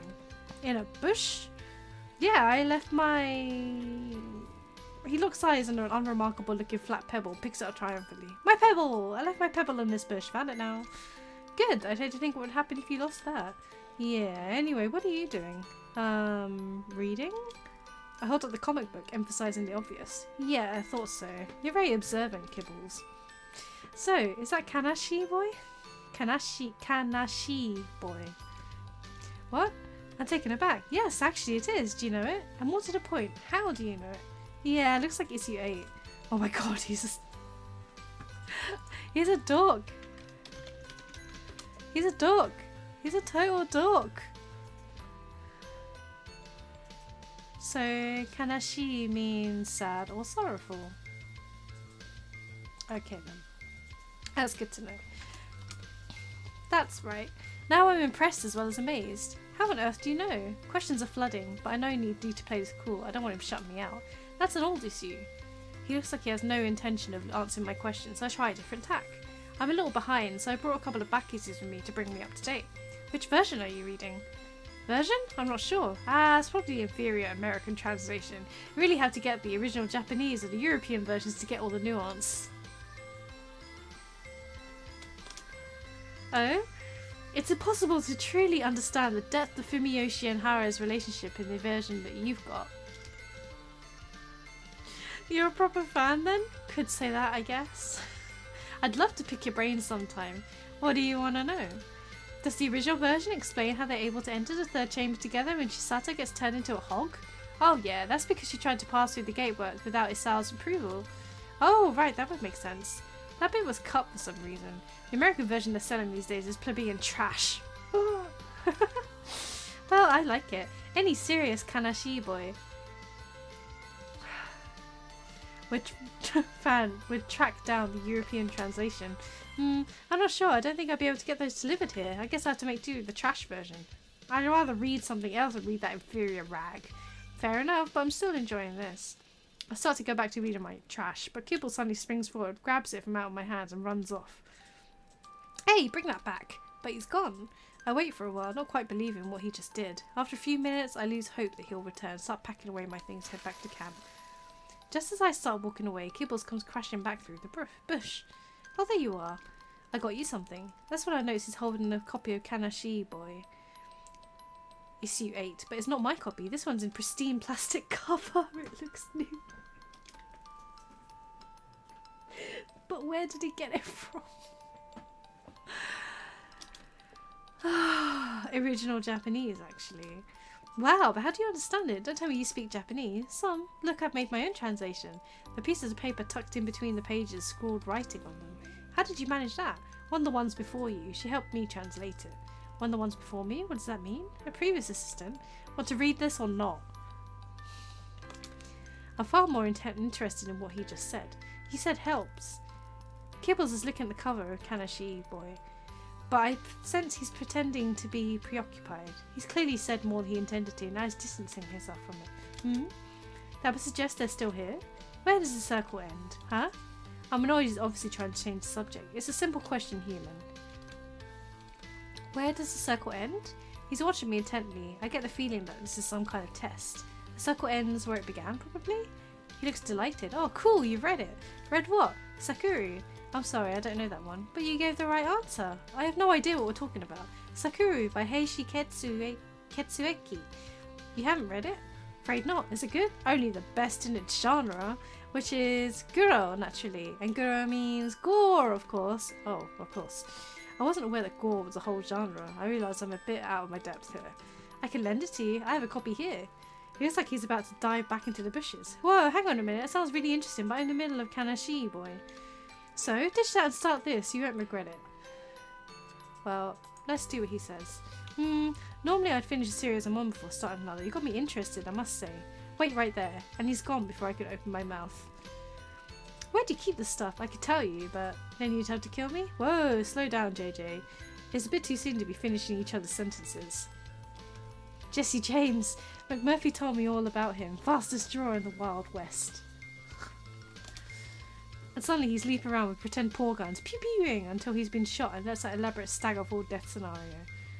Then he's back up on his feet in a heartbeat, pointing at the comic he's placed in my hands. Oh my god, he's such a dog. It's universally agreed it's the grossest manga out there. He grins as though that's a positive, as though that's a positive thing. I look at the glossy black cover and feel my interest peak. It doesn't look like the sort of thing I usually pick up, but I'm certainly intrigued. Great! You're gonna love the bit where Kira's mom stabs at her own eyes because kibbles, spoilers. Oh, who cares about spoilers? It feels totally different when you see it with the artwork. I don't want you to tell me any part of the story. It doesn't matter if it feels different. Okay, but just remember one thing. If this is a spoiler, I'll be very upset. The circle ends back where it began. Kibbles! I can't tell if that's an actual spoiler, but I still feel indignant. He holds his paws up defensively. What? You said it yourself. That was a lucky guess. What does it mean anyway? It's a secret password for Sakura fans to help identify each other. The mangaka made it up himself. Like the Mason's secret handshake? Yeah, probably. You don't know what the Masons are, do you, Kibbles? It's like a boy band or something? Close enough. Should we make our own secret handshake? You know, in case someone tries to infiltrate our manga club? Good idea. We don't want anyone getting their mitts on our intelligence. Yeah, so I was thinking. If you hold out your hand in a fist formation, I do this. He splayed his claws out as he's going to scratch me, but pushes his metacarpal pad onto my knuckles. It feels really strange. That's great, Kibs. Really unique. Yeah, so anyway, I've got a lot of stuff to be getting on with. Important business stuff. I'll have to catch you later, human. I feel a bit taken aback by a sudden change in mood. Oh, okay. I'll get on with this and we can discuss it soon. Yeah, sure. See ya. I sit down on the tree stump to get stuck into my new comic when I hear, "Fill your hands, you son of a gun." I look up to see Kibbles has crept around the far side of the trees to ambush me. I spring into action, falling to my knees behind my tree stump. You wouldn't shoot an unarmed cowboy, would ya, you yellow-bellied snake? He momentarily lowers his paws. What? I seize my opportunity. Pew pew! Gotcha! I shoot my finger guns at him. Nuh-uh, I dodged.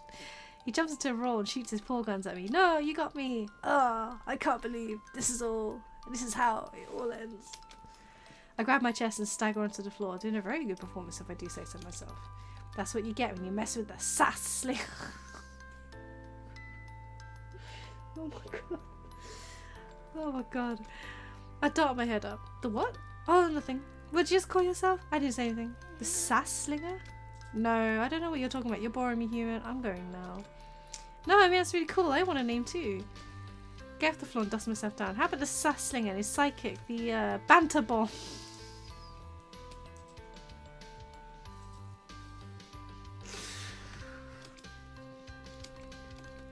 That's really embarrassing. Okay, well, I think I better get back to you, Kibbles. This has been so much fun. See you later, Bants. He blows the imaginary gun smoke from each of his little paws and swaggers off into his bush. I feel childishly happy.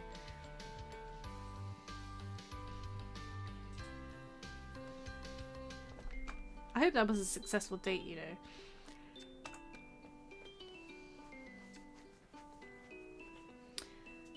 Why doesn't Kibbles look like his picture? Was having to give him a flat head. What is he seeing, man? Yeah, see, there is like a discrepancy between what the cats like look like in the main thing and what their portraits look like, which is an interesting stylistic choice, I suppose. I mean, like Snooty Beauty look completely different from.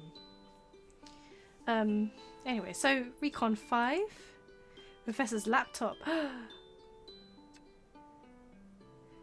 The professor's laptop probably has all kinds of interesting files in it. Luckily for me, there's a certain white-haired nerd who says you can hack it for me. Today the marigolds are clearing out the lab's inventory. Well, I think it's time to look at the message in the bottle that Floofy Butt found. Let's do this one. Is that... because that's probably... Kibbles will help me with that. The professor keeps all the data on a closed network. I have clearance to access a few files. Most of the info is encrypted and inaccessible to anyone but the professor himself. Good thing then he left his laptop unattended before going on a trip to the mainland. He's got to collect some specific components for some of the experiments are running soon, also he says, so I'm holding down the fort. When I open it, I see his laptops run the same technology as a catalogue. It's the only working computer I see on the island. It's password protected as I expected. That's not a problem, because I have a trick up my sleeve. Gibbles, come over here, work your magic. Kibbles has been playing with what looks like a rubber band on the professor's desk. He leaps up and stares at the screen with huge black pupils. It's a Unix system, I know this. Okay, so you're going to use an OS. Oh my god. Slow down, I'm not good with this stuff. After some fiddling and impatient instructions from Kibbles, we reach the desktop. The professor's desktop background is a picture of him surrounded by cats. It looks cute. It should look cute, but it looks strangely unnatural. Kibbles' portrait totally would. Kibbles in-game beaten away with stick.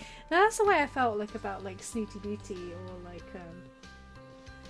I don't know, McMurphy was kind of cute, but we searched for the files. Kib says we can get past the authentication process. We still need to figure out how to decrypt them. He sets a process going to try to work out the encryption key. While that's working in the background, I take a look around the rest of the computer to see what else I can find. I found a folder with pictures of all the cats in it. They look like they were taken from a distance with a powerful zoom lens. Caught me mid-sneeze, not very professional. Why do you think he has these photos?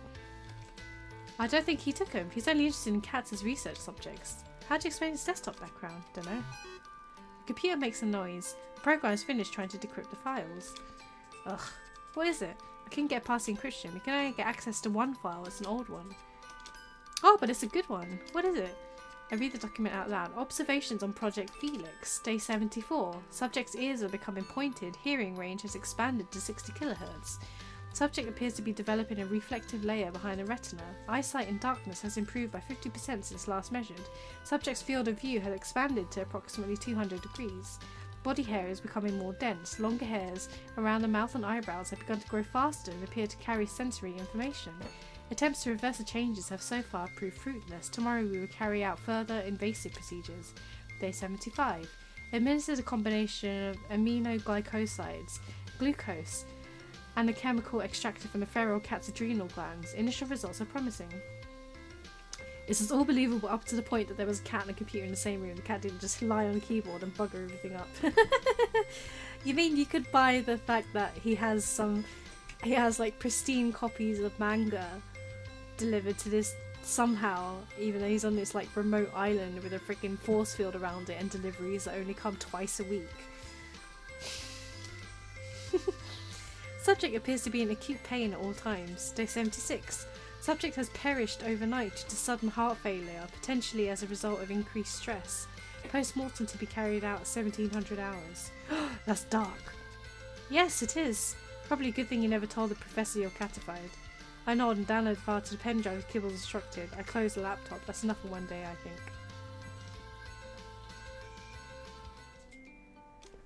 Ooh, more unlocks for us.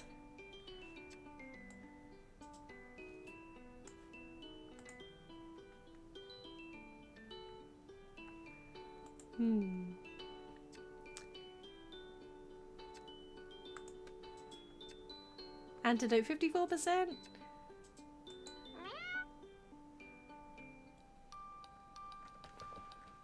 I've had a busy morning today, so I'm rewarding myself with a longer lunch break. I use the extra time to return to what's become my favourite reading spot in the forest to finish Sakura.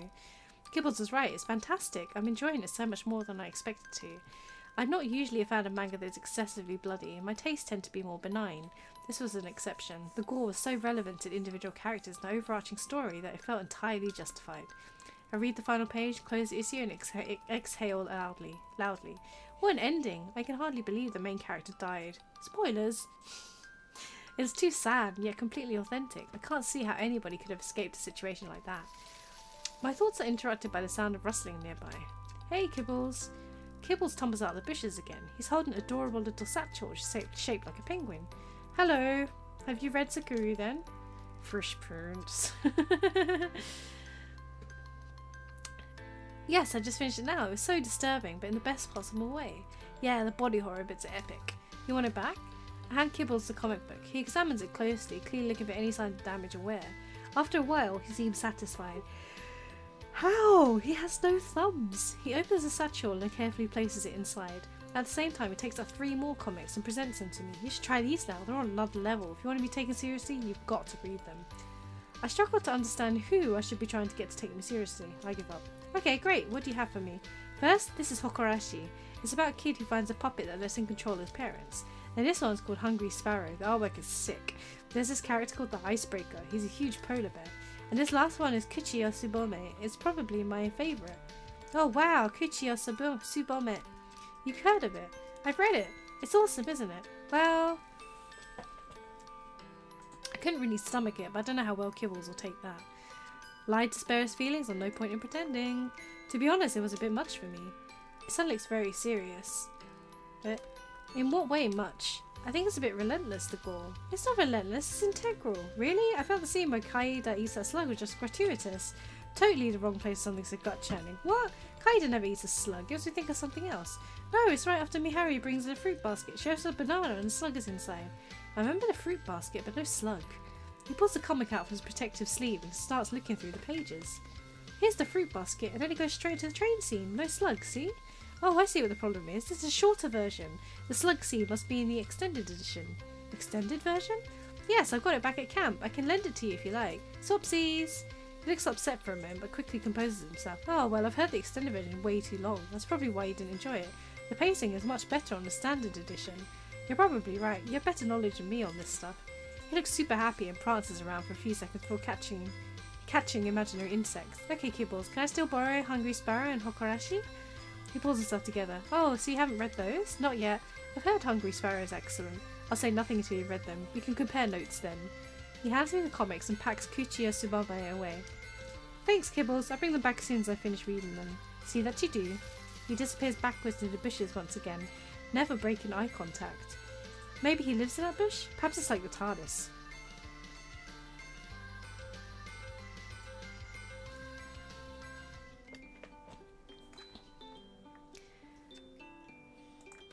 .8% antidote. Oh, wait. Let's rest up.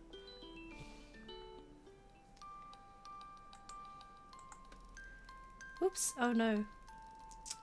I iron each page flat, unfolding the bent over corners, lining up the tears and patching them.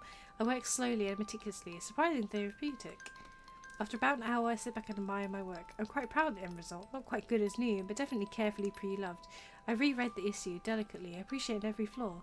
I think I shall rename this one Kintsugi Boy. Okay, sure, whatever.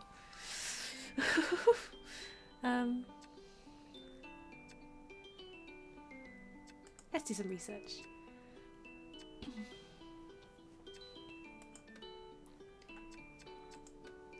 I've been warned that despite their small size, these kittens eat like horses. I'm sure I can handle it though. That's if they don't eat you first. It's too early. The world isn't meant to be seen before 7 o'clock. I like to get the kittens fed and cleaned out before breakfast. It's easier to do it before the rest of the camp is awake, as there are less distractions. I prepare the mush. My stomach turns at the milky smell so early in the day. I get the swab tray ready, grab a handful of kitty treats. Hello, babies. I peer into the cage of sleeping kittens, so cute. They're just waking up and ready for breakfast. I do a quick head count. 12, good. No one tunneled out in the night. Come on, let's get you swabbed and fed. Om nom nom. I grab the first kitten, no more than a ball of fluff. As it opens its mouth to yawn, I dart him with a swab, bottle it, and then on to the next fur ball. You're getting good at this. Oh, Trix, you're up early. Going to bed late, actually. I keep swabbing. In no time at all, I've got 12 little cats to the feeding cage and begun cleaning out the sleeping area. Oh, cute. How long will they stay here for? I'm not sure. Generally, they're kept here for about 10 weeks, and then some are released back to the wild immediately. But some are moved to be examined further. I'm still getting the hang of how it all works around here. It's a shame that they aren't all released, isn't it? Yes, I suppose so, but they'll all be released eventually, just some later than others. You think so? Well, yes, unless they're very poorly, like Ravenpaw.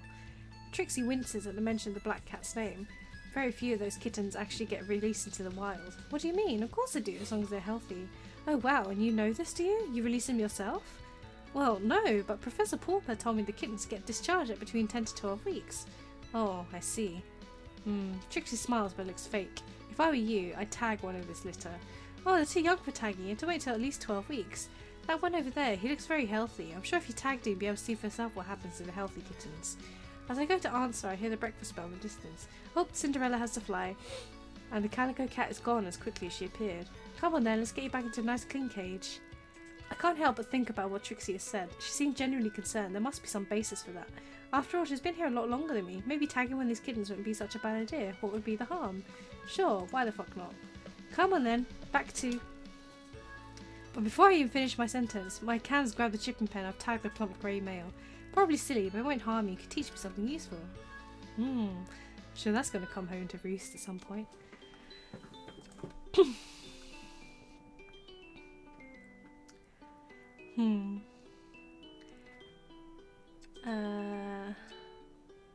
Let's do another recon. 54.2% antidote. 9. Marigold's clean out lab's inventory. Oh, let's take a look at the message in the bottle that Floofybird found. The ink is surprisingly well preserved. The only obstacle to my understanding of this letter is deciphering the scrawling scribble.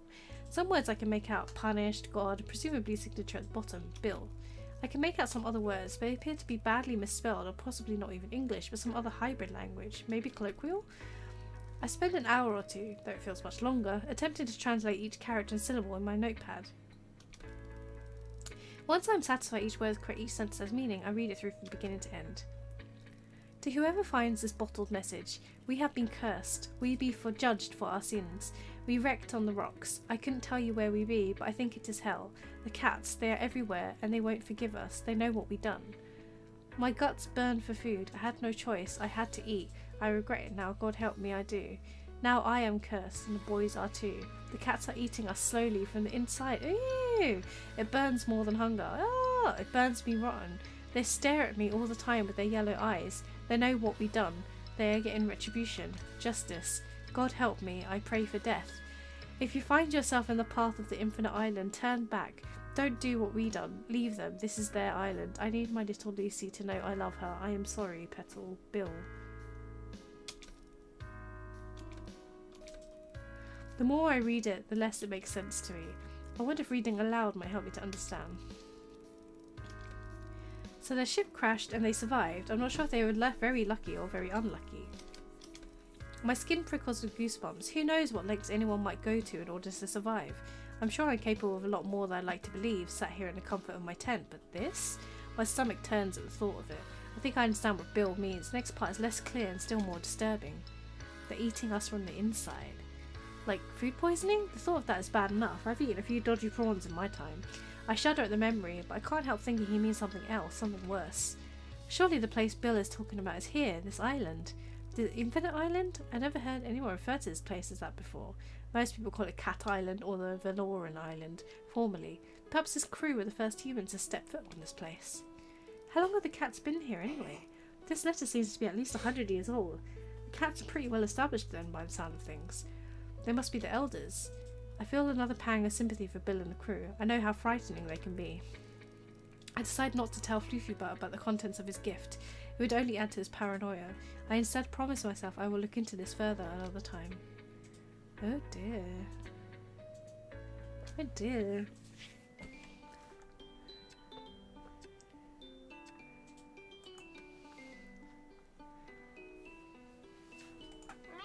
Let's go see what Kibbles has to say. It's been a few days since Kibbles lent me his comics, although I devoured them on the first night. I've been so busy with work I haven't had time to return them yet. I'm dying to talk to him about them, so today I've cleared the decks enough to spend a couple of hours with him. Hi Kibbles, you there? No answer. I brought your comics back. Still nothing. I know he's there. He must be playing a game, so I decided to play along. What a shame Kibbles isn't here. I want to ask him about Hungry Sparrow. He's so clever. He would know why Nayoka broke the mirror at the end. Kibbles falls out the bushes. Obviously, she's just clumsy. Really? I figured it was a metaphor for her fractured self-image. Oh my god. A metaphor? Yes, because her heart was broken when Ryoji fell in battle. Oh, of course, that goes without saying, but I just feel the interpretation is kind of tired. Really? What would yours be then? I think it might be too complex for you. Let's talk about something else. Alright, what did you want to talk about? I'm starving. There's no proper food around here. I eye the plump British long hair skeptically. Well, I've got a tin of tuna back at base camp if you want it. No, that's not proper food. Gross. I'm talking about proper food. Chocolate, crisps, pizza. Have you got any of those? No, Kibbles, I don't. But you know how to get them. What are you implying? I can't just walk to the mess tent and steal armfuls of food in the middle of the day. Exactly. Meet me outside the mess tent tonight at sundown. Bring a backpack and a torch. Oh, Kibbles, I don't like the sound of this. If you don't help me, I'll just have to do it myself. I shudder at the thought of Kibbles being let loose in a mess tent without supervision. Well, okay Kibbles, I'll meet you, but only if you promise to be super stealthy. My stealth abilities are second to none. I'm a black belt in Kakate. I really hope so, Kibs, because we're going to be super ninjas tonight. Dank. I've come to the mess tent a little before sundown, hoping to apprehend Kibbles in case he tries to stealthily barge in without me. I finally spot him stalking in the distance. He's taking this so seriously. My heart sinks as I realise how disappointed he'll be when I explain we can't actually rob the mess tent of all its treats. Hey Kibs, Senpai. Senpai, I have to show myself and do an air grab. I just want to say it's an honour to raid alongside you tonight. Yes, well, about that, Kibbles. I promise I won't let you down. Why is he being so nice? Actually, I don't think this is such a good idea. What are you talking about? I was thinking maybe a step too far to raid the mess tent for spoils. Are you joking? You've changed your mind? Do you think I'm not up to the task? Is that it? You look so hurt. I feel really crummy. It's not you, Kibbles. I would gladly heat up a pizza and make a salad to go with it, but I don't think it's a good idea to take any more than that.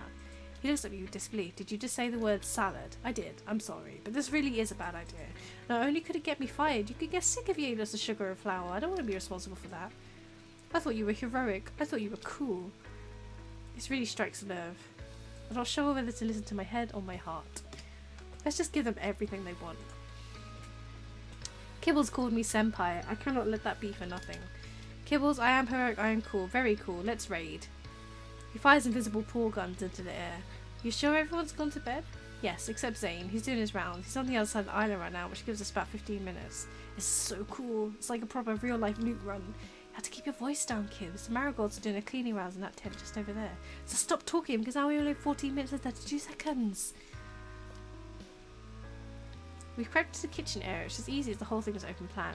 Make a start by grabbing the freezer from the pizza and putting it into the microwave to cook. Next, get the store cabinet key as the usual place. Security is not exactly high tech. It doesn't need to be. We're on an island. We all get fed. Who'd want to steal food? Duh. My backpack was overspilling one day. I was struggling to zip it up. Point taken. This is different. This isn't real food. It's a monthly treat ration.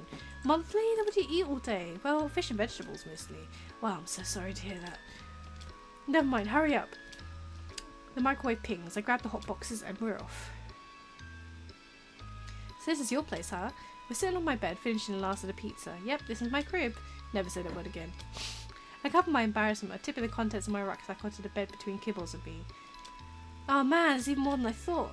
He stuffed his mouth with marshmallows and jelly beans. There are little tears in his eyes. It's been so long. This is the best night of my life. We gorge on junk food until we can barely move. Thank you for today. I really needed this. I don't feel so good. Uh-oh, did you eat too much? Climb out my tent, hose of fresh air stopped me feeling sick. By the time I returned to the tent, Kibbles was gone, so was the loot. Uh-oh.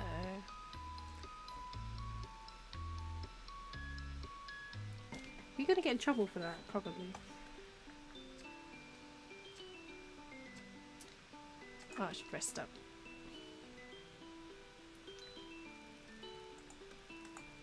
Magic!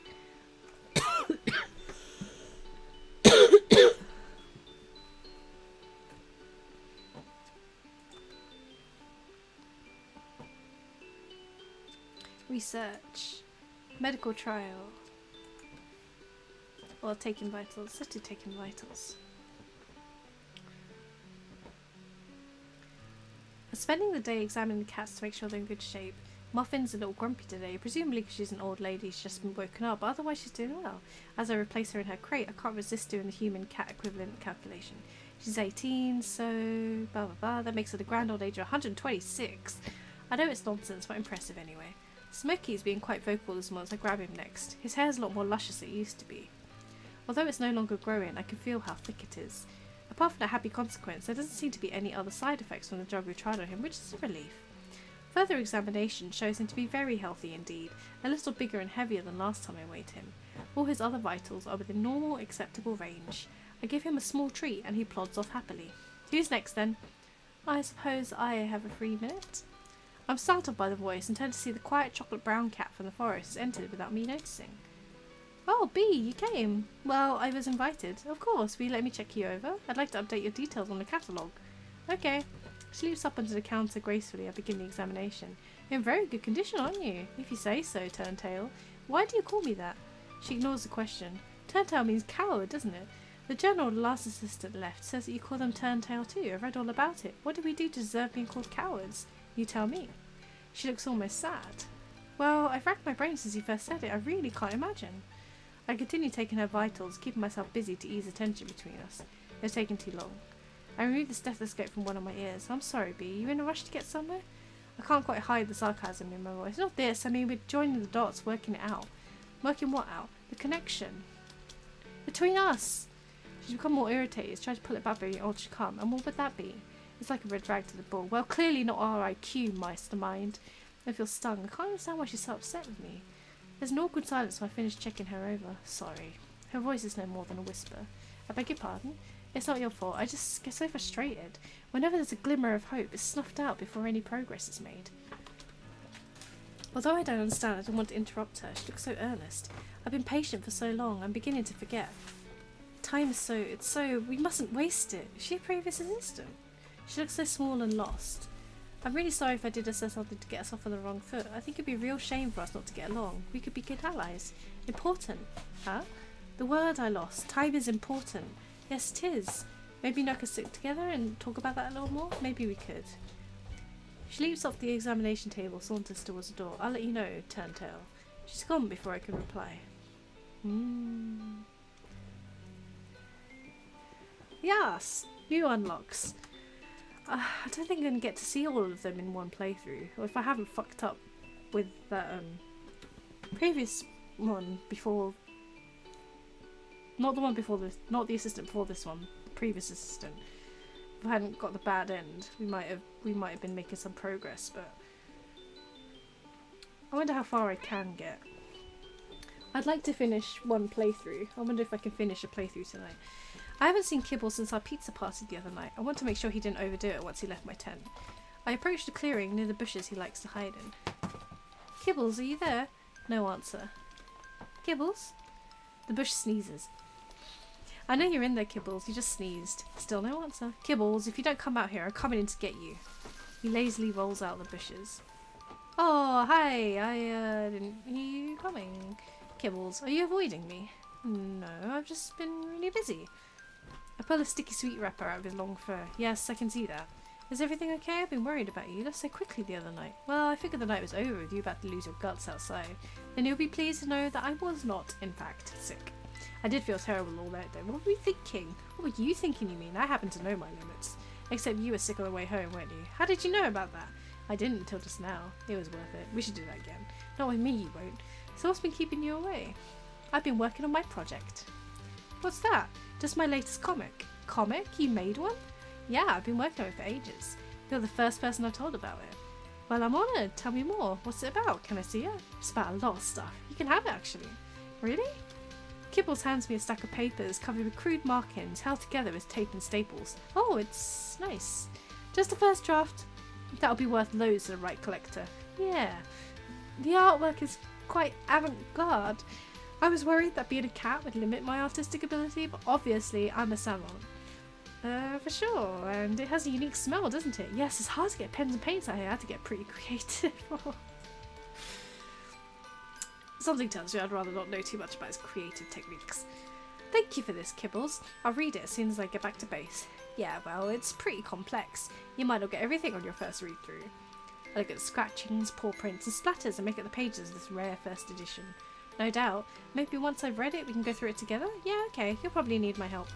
Right, I'll go make a start then. Thanks, Kibbles. That's really sweet.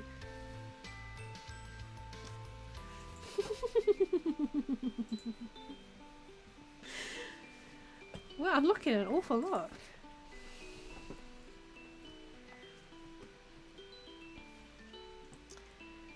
Right, I'll do one more recon, one more romance, and then one more research. 59.7% antidote. Yes.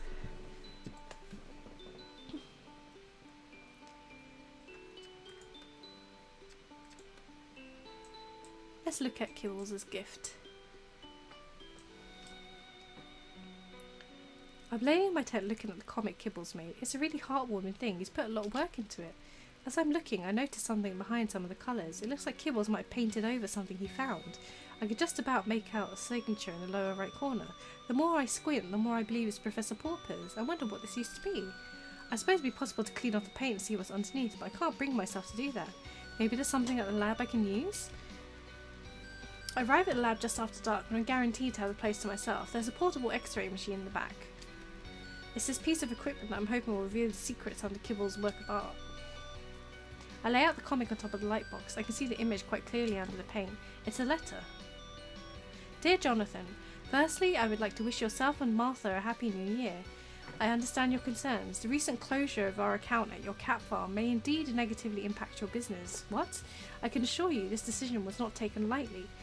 I would like to take the time to personally thank you and your family for your help in providing us with cats over the years. From your last letter, it's clear you don't fully understand our reasoning. The traditional methods of farming cats have, as you pointed out, been perfectly acceptable for many years.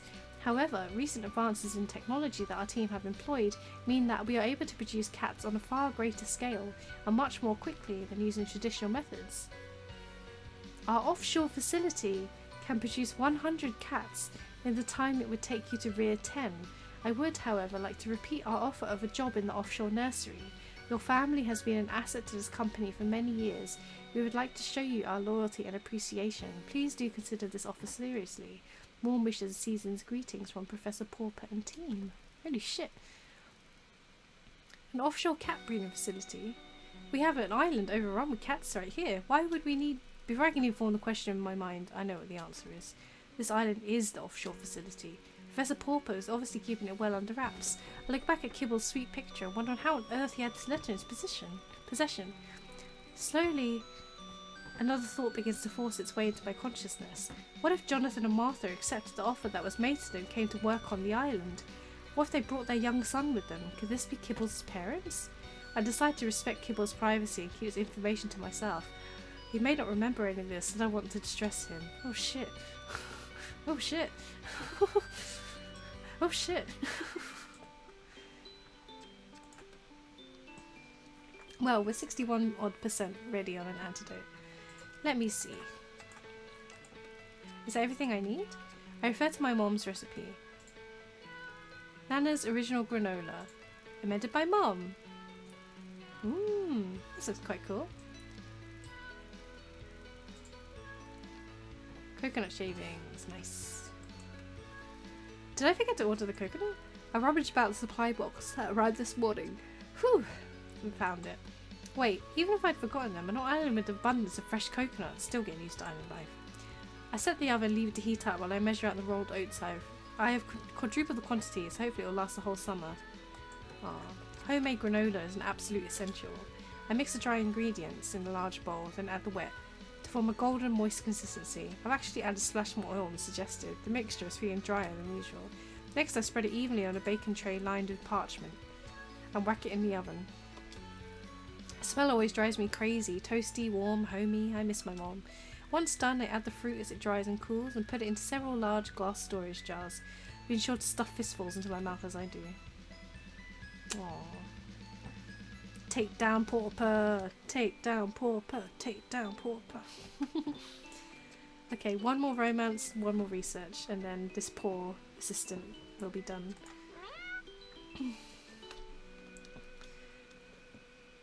I'm sitting outside my tent, trying my best to make sense of Kibbles' comic.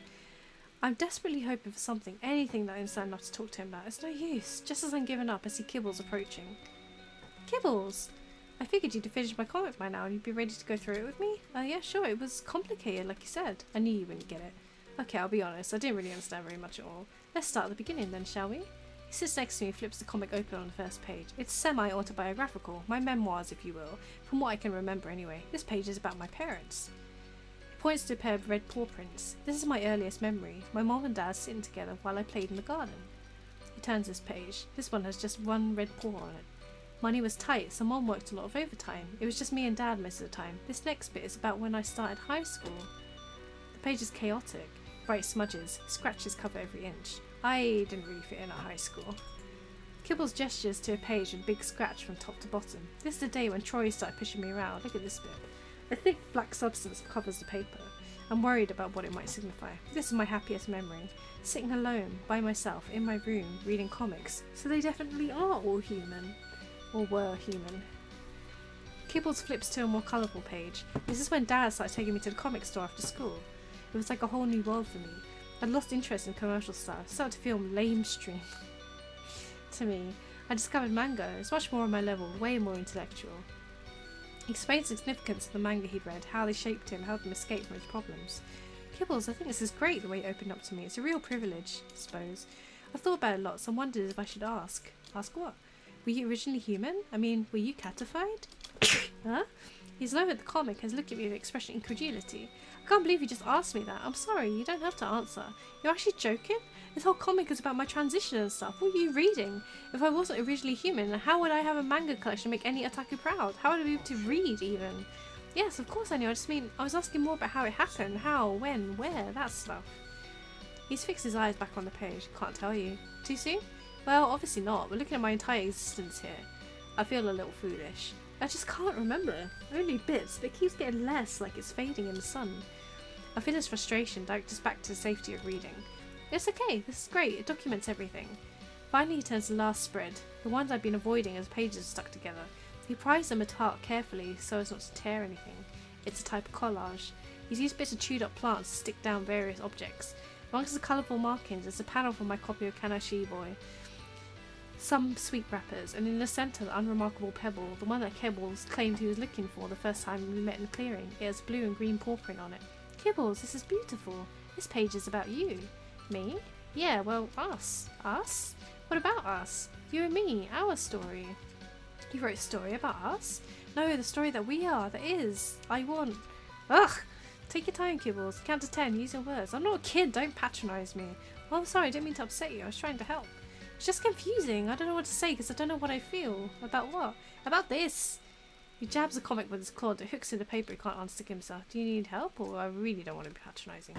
He tears his paw free, looks me directly in the eye and blurts out one word. Love! I'm not even sure I even fully heard him correctly. I'm frightened to ask him to repeat himself, so I take a punt. Love? Maybe. Kibbles, I may be a very clever scientist, but I can't read minds. You're going to tell me what it is you're trying to say. Maybe I might have love feelings, possibly. For you, I think. Go on then. Well, that's good. It is? Yes. Ah, there we go. Because maybe I have love feelings for you. Possibly for you, I think, too. You might? I do. Yes. So do I. Definitely, I think. Kibbles looks like he doesn't quite know what to do next, so I bend down with share an affectionate muzzle. He purrs loudly and then bites my arm and runs away. Yeah, where do you think he'll go? And I chase him through the forest. Oh. Relationship goals. Kibbles. Achievement unlocked. Oh. Okay, right, it's time to say goodbye to this assistant.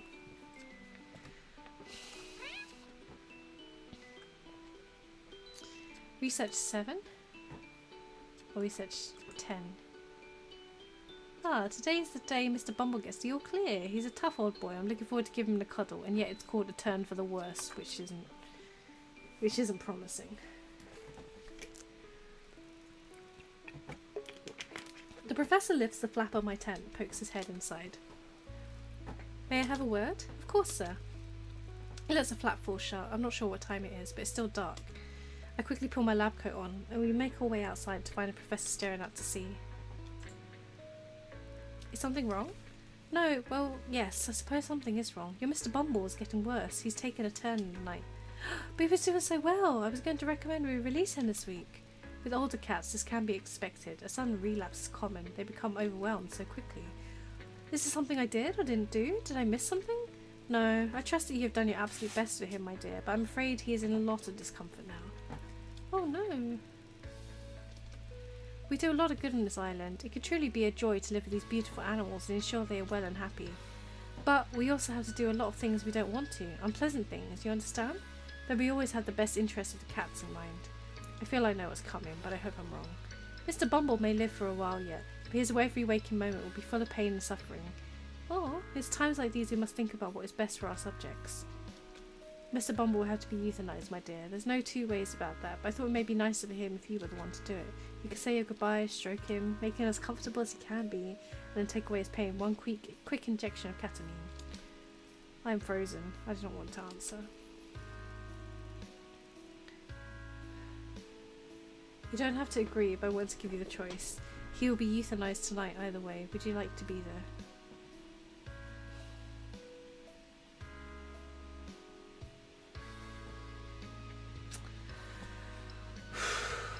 I feel like we should be there, but whether we should be the one to actually do it or not.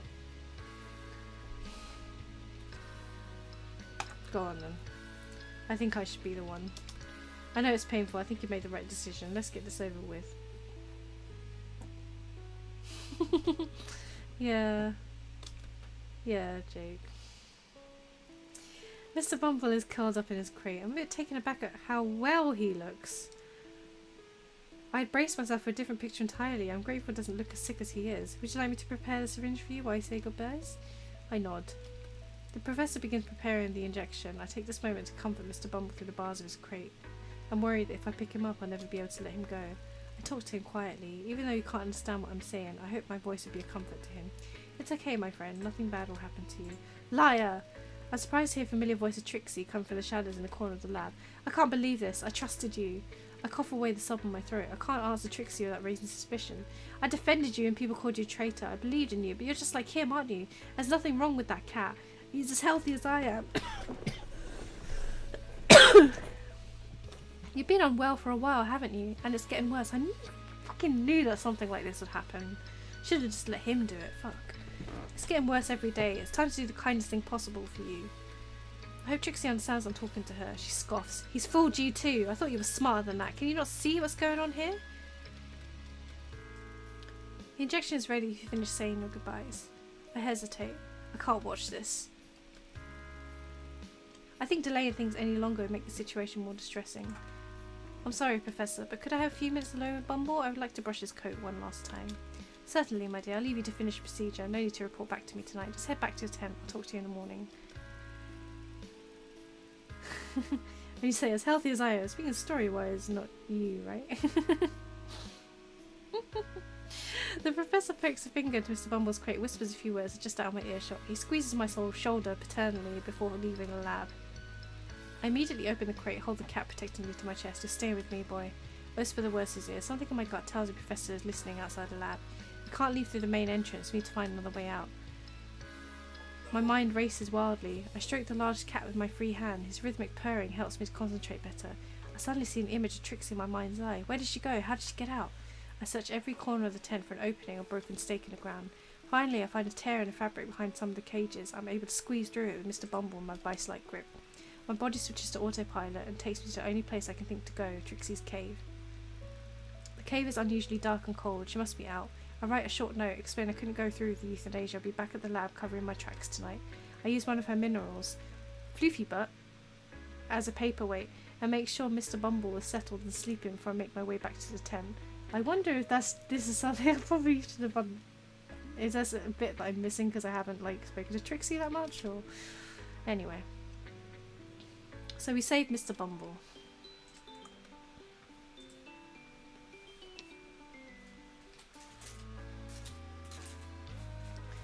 I come to the forest to gather my thoughts. This morning I noticed another change in my appearance. Oh, here we go. It's the same as the previous. Well, this new development turn upon me this in fact that my pupils turn to vertical slits. I'm gonna hide out, see what happens. Sometime later, looking around, I don't remember ever being happier. I'm laying here in the forest with Kibbles, reading new edition of Kanashi Boy. He looks so cute as a cat. Look at his face. Are you ever going to tell me how you managed to get hold of these books? Yeah, I could. Really? Finally? But then I'd have to kill you. Yeah. We interrupted by familiar sound of the ferry arriving at the pier. Seems my replacement has already arrived. That must be the new research assistant. Want to go and annoy them? Kibbles never gets tired of being Kibbles. Nah, you go if you like. I'm going to have a nap in a minute. Yeah, me too. It's hard work, all this reading. There was a time I would have thought it was being ridiculous, but these days I have to agree. It's the pages! Turning pages is surprisingly taxing with paws. I feel so lucky that that's the only thing I have to complain about. My life really is charm. I know now that I made the right decision. It used to worry me. I felt guilty about giving up my work on the antidote. Oh shit. I resisted the urge to join Kibbles and the rest of the gang as long as possible, but I think a small part of me always knew I would give in eventually. Now I have no regrets. None of the other cats blame me. They're happy for Kibs and I. We're one big family. Want to go cliff hopping later? After sleep, obs. I'm happy to do whatever you want, Kibs. Really? Of course. Okay, give me a making biscuits massage while I fall asleep, would ya? I roll over, open one eye, see Kibbles as broad as grin on his face. I swish him with my tail and drift off into blissful sleep. Aww. So that's chapter 5. Yay! 3 successful dates with Kibbles. Ending achieved, player 2. That's still only 38.5 of the total game seen, and 5 of 18 endings found. So I'm gonna push on and see how far I can get with this final thing. And what are we gonna call this guy?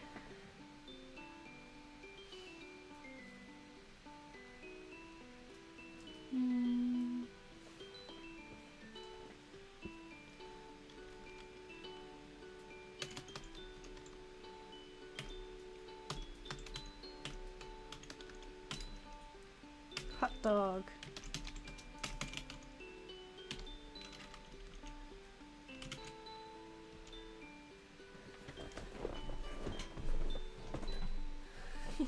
Poor one. This one will find the cure, so he's not a cat. Hopefully. Hopefully. So this is the last chapter. Let's do it. He's on it. Yay! So full of hope. 8 hours, 1 journal, wildcat chase. This is the same as previous time. This first day brings physical assault, the biggest trauma of my life. Here they are. Oh, is it a wait? We need to talk to you. Save it. I know how this goes. Fluffy bum. Blah blah. Catification. Blah blah. Evasive answers. Blah blah. Antidote. Basically need my help. Do I need anything? Not really. Wow. You gonna help us or not? Fine, I'll help. Whatever. See you after my day job. Okay, so let's do it.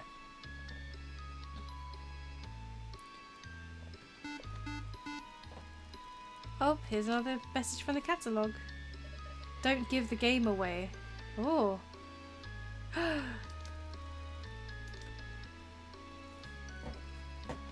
rest of the day is uneventful, just working in the lab with the professor. I cannot wait to start unpicking this mystery. I intend to get to the heart of each of them and see what secrets they may hold. Here we go.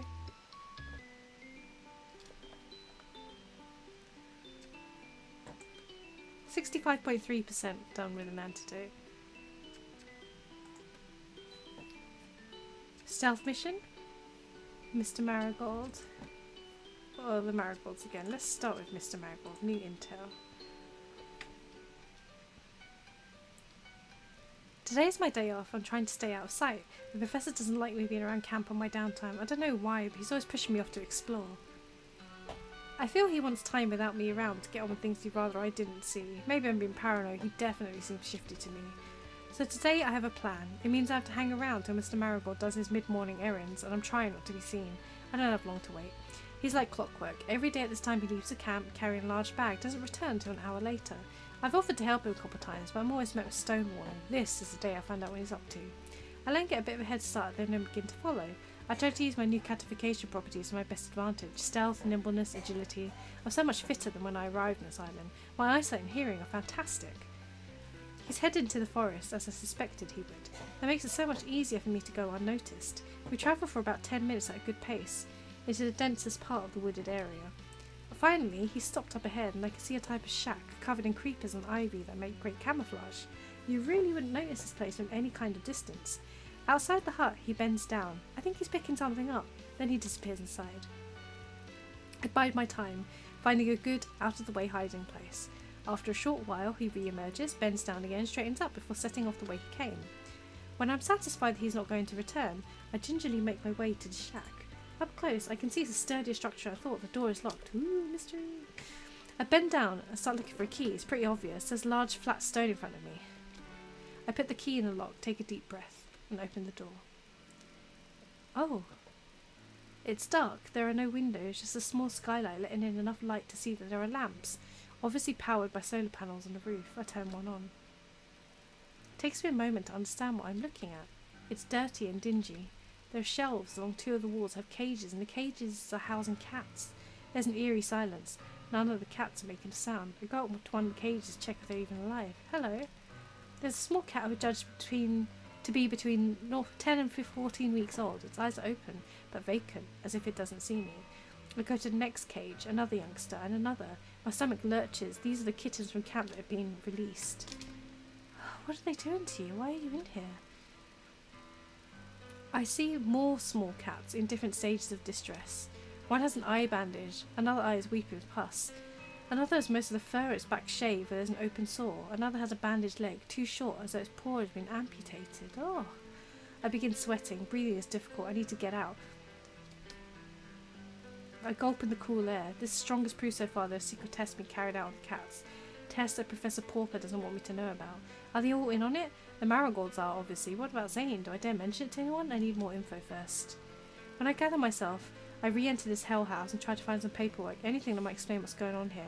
I look through the drawers of the filing cabinet, pull out some of the folders. I switch on another lamp, sit on the floor and begin reading. They're experiments, but for what? The data suggests a large number of chemical substances have been tested on the subjects. Instead of the usual catalogue of blood and tissue samples, the data has been all related to the chemical compounds. They're what's being tested. Some of the records go way back, years of data. As I put the papers back, I see the waste products bin. I remove the lid, and it's almost entirely full of empty ketamine bottles, so that's why there's no sound. These animals are drugged out of all lucidity. I don't know if you can hear me or even understand me. I'm making a promise to you all that I'll get to the bottom of this. I will help you. Wherever it takes, you'll be well and free again. Hold tight, kittens. I will be back.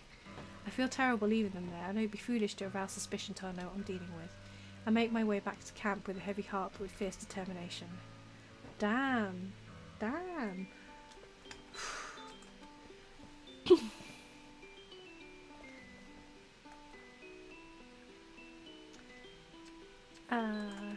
So who are we going to romance? Who can we romance? Trixie!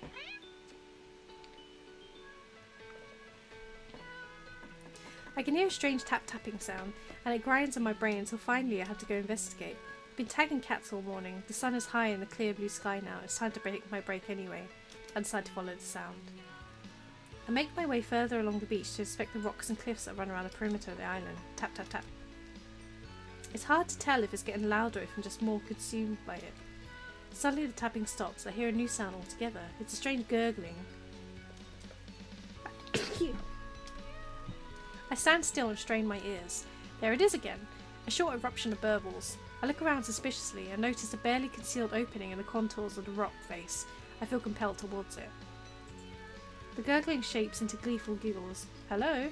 I wait at the mouth of the cave, feeling like I've been lured here, but at the same time like an intruder. Am I disturbing you? Human! Oh, Trixie, it's you. What are you doing here? I can hear you all the way from up the beach. You're a long way off base. I could ask you the same thing, human. But I won't because I know why you're here. You were drawn to me. I knew you would come sooner or later. I made it nice for your visit. Oh, well, come on in, Humi. She disappeared into the darkness of the cave. I squeeze myself in after her. My eyes adjust to the gloom. I am, at the same time, taken aback by the light. I'm in a small cavern which should be pitch black, except it's not. There's a light source my brain can't quite understand immediately. The rocks, or at least some of them, are radiating with a warm golden pink glow, which gives the tiny cave a peculiar ambience, almost like a trashy nightclub.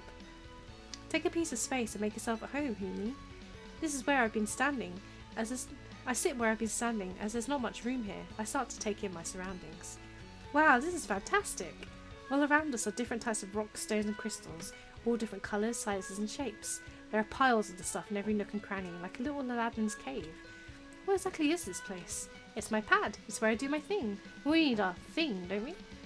Yes, I suppose, but what exactly is your thing? Minerals! I collect them. It's more than just collect them, though. I embrace them. You hug them? She giggles. Yes, I do. But that's not what I meant. I connect with them and allow their properties to become a part of me. We combine our energies. I'm not sure I quite understand. Look, it's easier if I show you.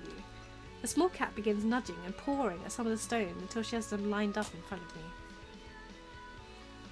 Here's my island family. Meet the Grand Dame. She indicates a long, slender pink stone, quite smooth and elegant, but a snooty beauty. Feel her. I run my fingers over the shiny cold surface. Remind you of anyone? A smile breaks over my face. Trixie begins to giggle. Yep, you got it. Only don't ever tell Snooty I'm calling her grandma. Here, how about this guy? I'm presented with a large squat chunk of rock, semi-covered with a kind of moss that gives the appearance of having fur. As I turn it, the light picks up the colour. I can see a warm, rich amber tone, almost like marmalade. It makes me laugh out loud. It really is uncanny. The Major in rock form. Mineral, actually. But yes, Gramps has all the qualities to lead my little family. I've already moved on to the next stone. Resembles striking. It's a dirty green stone. Fits comfortably in the palm of my hand. It hasn't been polished like Snooty Beauty, so it's a bit murky looking. But there are small patches that have been rubbed clean with handling. They are breathtaking emerald, catching the light so the green sparkles refracting and dancing around the cave. It's beautiful. Yeah, naughty Uncle McMurphy can be like that, don't you find? Oh, he certainly can. So who's missing? No one.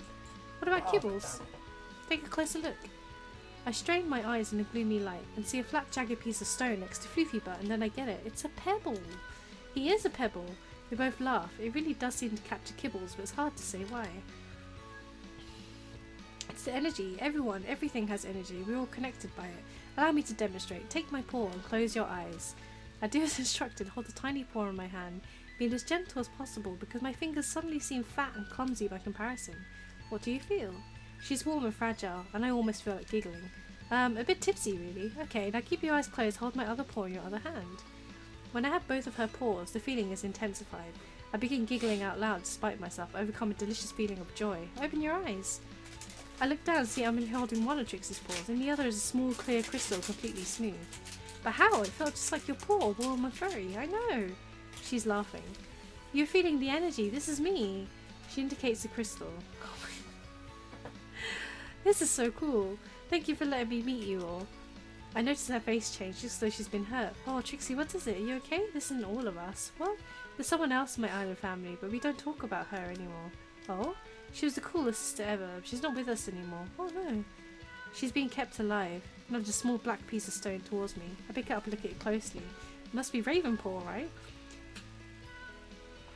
It looks like the night sky. I close my eyes instinctively and immediately overwhelmed by the most intense sadness and despair. It feels as though all the pain in the world is capturing this little black gem. What on earth happened to her? I can't say. Not yet anyway. She's taken the stone, hidden it if I realise it's gone. Suddenly her mood has changed completely again. Need to get you one too, Yumi. You should be mineralised, don't you think? I would be honoured. You're really quite open for a scientist. It's actually a requirement. In order to be a good scientist, you remain open-minded. Let me read your tarot. That came out of nowhere. I don't know about that. Not as open-minded as you like to think then? That's not fair. I just wasn't expecting it. Go on then. Okay, why not? Tarot isn't a game. Of course not. Look at tell me who I'm going to marry. She has that small snicker. She produced a pack of cards, intricate pattern on the back. That's a cool deck. Where'd you get it? McMurphy got it for me. He won't tell me where from. He finds the coolest things. Your turn. Close your eyes, slowly run over cards you feel drawn to one. Touch it lightly. Repeat until you've chosen 3 cards. I self-consciously do as I'm told. Relieved I'm not expected to make yowling noises too. I touch 3 cards. When I open my eyes, she's holding them in her paw, looking thoughtful. Very interesting. Your past is the Fool. Ha! The Lovers is your present position. How scandalous. And you have Justice in your future, but will you be handing it out or receiving it? Very interesting. Is that good interesting or bad interesting? There's no such thing as good and bad, really. It's just information to help you if you choose to listen to it. Okay, I'm all ears. Are you going to tell me a bit of a fool who falls in love and gets my just desserts? The position of this card represents your past, everything that has led you to your current situation. The Fool is all about innocence, spontaneity. It's the first card in the major arcana that signifies beginnings. The Fool portends important decisions ahead which may not be easy to make and involve an element of risk for you. It's a powerful card, not to be underestimated. It expositions your current situation. Lovers can be a misleading card because suggests being all about romance. Actually, it's far more about making difficult choices.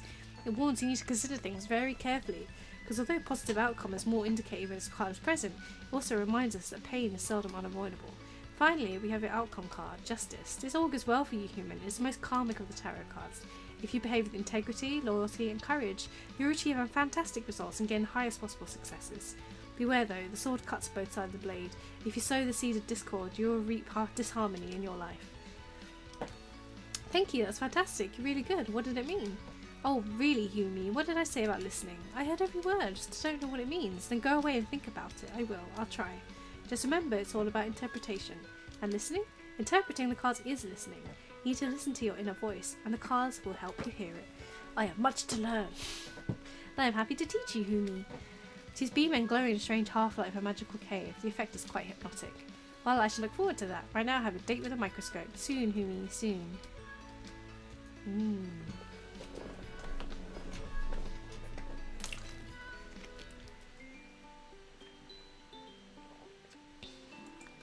Let's go for another romance.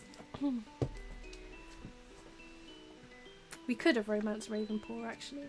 But I feel like we should at least do the base cats before we do that, but man, I would have been able to do all of them if I hadn't got the bad end with the other assistant. Okay. I take an extra long lunch break today to go scavenging with Trixie. Having realised I'm the only member of the family not to be represented in a rock form, she's become obsessed with finding my crystallised doppelganger. Can we take 5 so I can catch my breath, please? It's okay, we're here. It's just over this edge. Look.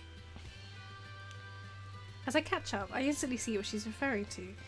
I confronted with a kind of rock basing. It's almost volcanic looking, as though something huge once fell here, left an almighty indentation. What's this? Jump down, it's perfectly safe. It's easy, just spring up and glide down. For you maybe, I'm a lot less cat than you might think. But as I stumble around, I find it surprisingly easy to find my footing. The landing feels soft and sure-fitted. Maybe all this island exercise is making me fitter. Or maybe you're just becoming more cat. Bravo! Maybe you're a lot less human than you might think. When I stop feeling pleased with myself and taking my surroundings, I have to catch my breath. I feel as though I'm standing a prehistoric time warp. Where are we? What is this? Ha! Close your mouth. The Lucilites will get in. Just get some of this and ditch dodge for the high road. Some of the expressions you use, Trix, do make me laugh. Were you born on this island? She's clawing at the rock like it's a scratch post. My parents brought me here in 1967. Really? Wow, do you remember? No, the last one told me. You the person who worked here before me? How did... But I'm silenced by her abrupt interruption. Thanks for all the help. I've realised I've done nothing and jump up to see what I can do, but she seems to have what she came for. Take this. It's a shard of black and silver. Hold it in your hands, feel the character, try to blend with it. And as I'm told, the only thing I feel is foolish. I'm not sure. Perhaps I'm not very rock-like. Mineral! Sorry. Okay, leave it. We'll have to try again elsewhere. But to be honest, human, I'm running quite low on ideas for you. I'm feel guilty that I'm so difficult to play, so I wonder if I should try to make it better. Look, I know I'm not very open to this stuff, but the truth is it makes me feel a bit silly. It's like it's a great game and I'm the only one who doesn't know how to play. It's not a game, it's very real to me. I see that, I believe you've been totally genuine. It's just me, I'm some kind of Luddite, I suppose. Trixie starts gurgling. Her strange little laugh cuts through attention. I start laughing too. Look, let me have one last try, will you? Be my guest, I really don't mind calling it a day if you want to, Humi. I'm placing myself in your paws. I am prepared to do whatever it takes to get me in touch with my higher self. Could use the terminology. 1 brownie point already. Stand up and close your eyes. Now feel the flow of energy come through your crown chakra, white light coursing through your body. So slowly raise one leg, extend it behind you, find your balance. Extend your arms in front of you, stretch right out. Now bring your right hand towards your face with your fingers splayed. Now bring your thumb to the tip of your nose. And wiggle your fingers. Trixie's rolling around trying to laugh out loud. I join in with her birth. That was mean. Oh, I'm just trying to lighten you up a bit. Oh, whatever. Christmas cracker you read then, it wasn't wrong. We lay on the ground for a while, soaking in the energy for rocks. I can honestly say I felt nothing. Don't worry, newbie. I'll channel for you until your own channels are clear. Aww.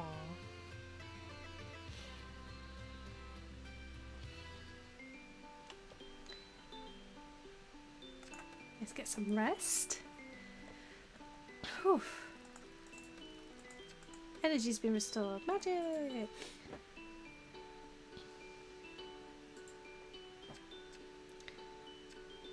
Research.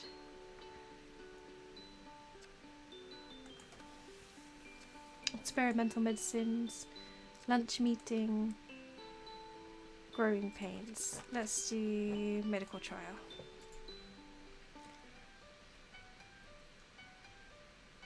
I arrive at the lab a little later than usual. As I enter, I see a large unmarked wooden box on the table. Morning, Professor. I needed to explain to you a new protocol I'd like you to carry out for me. He opens the lid of the crate. Inside are rows of small clear bottles, each containing white fluid. What's this, milk? No, these are samples from our offshore lab. Samples of what? So many questions. I want you to check how they respond to contact with compounds 16, 18 and 24. Once you've done that, provided there are no complications, I need to apply the samples on the cats to record the results. I beg your pardon? Apply the sample to the cats. We're looking for specific reactions. Of course, sir, but wouldn't I to have a little more information when I start applying an untested product to a living subject? Look, I understand your concern. Of course I do. However, once in a while, one has to trim the red tape. This is one of those occasions. Oh, it's so shady. Now I really am the most awful rush, my dear. I have complete faith in you. And suddenly I'm alone.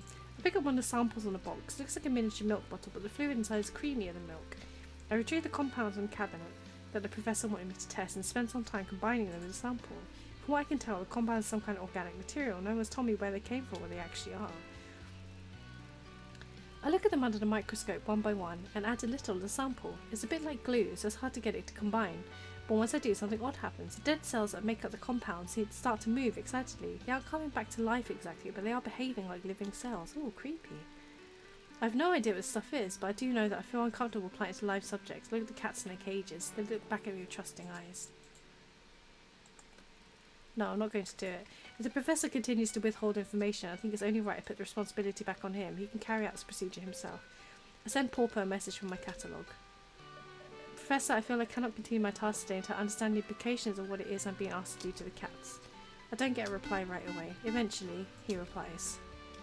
Oh dear, that's disappointing.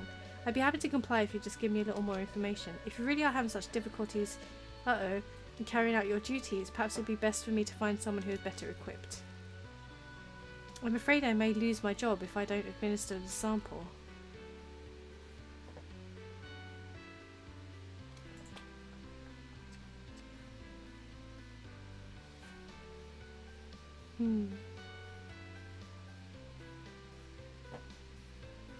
I don't know, you guys. I don't want to do it, but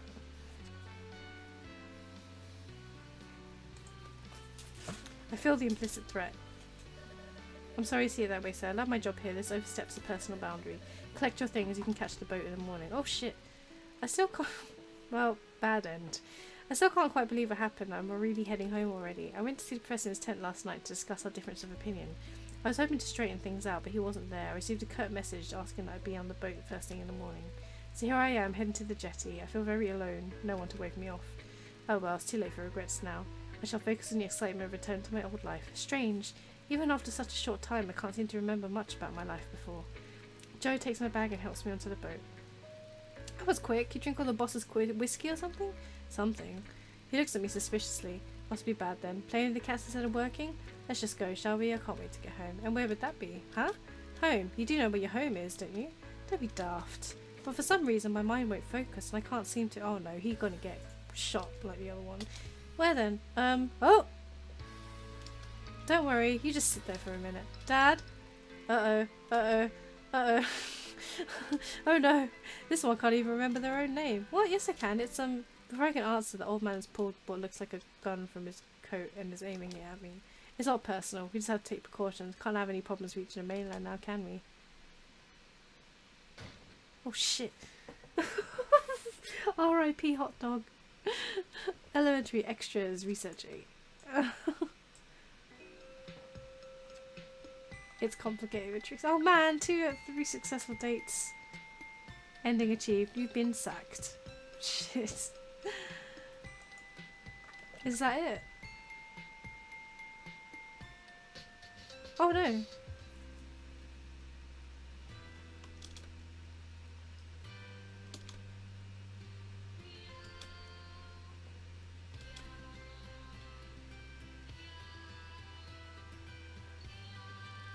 Guys, the new research assistant has just stepped off the boat.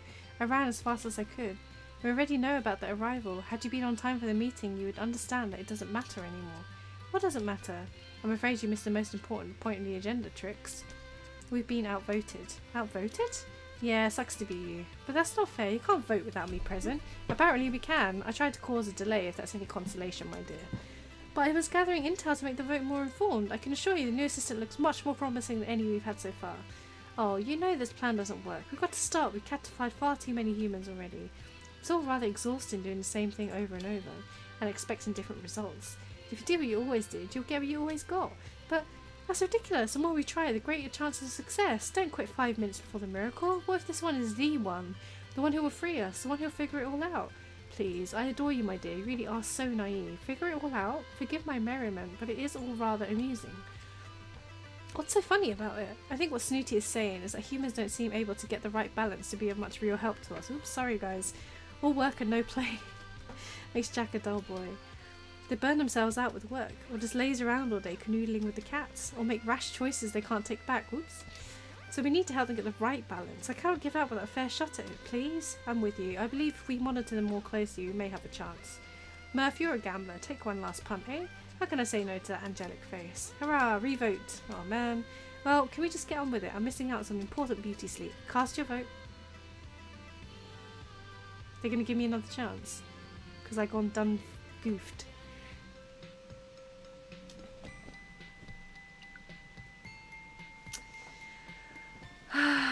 So Chairman Meow and McMurphy, Dave and Snooty Beauty, Caitlin missing in action, Felicity missing in action, Fresh Prince and Kibbles, and Hot Dog missing in action. Sorry, Hot Dog. Sorry, Hot Dog. Oh man, meet the devs extras. Oh, I'm gonna have to play through this on my own time and see if I can get a decent ending. I mean, come on.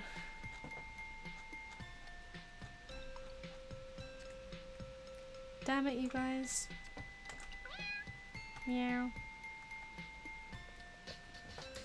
Oh, well guys, I think I'm gonna call it there. That was disappointing. I could try and pick it up next week, or I might just see how they go and see if I can get a decent ending in my own time. But oh well. I was too principled, I think, was the problem. I was quite close to the end, so yeah, we'll see. I'll see how that goes. Otherwise, otherwise I might be able to start something new next week. So join us again. Maybe Wednesday is Dynamic Duo Day with Verity and Kitty from 7 PM GMT. We're back to our usual schedule now. Friday is Casual Friday at 8 PM GMT. It's with multiplayer with Team Ready Up. Otherwise, have a good week, and I'll see you next Monday. So thanks for joining me, everyone. Have a good rest of your week. Bye.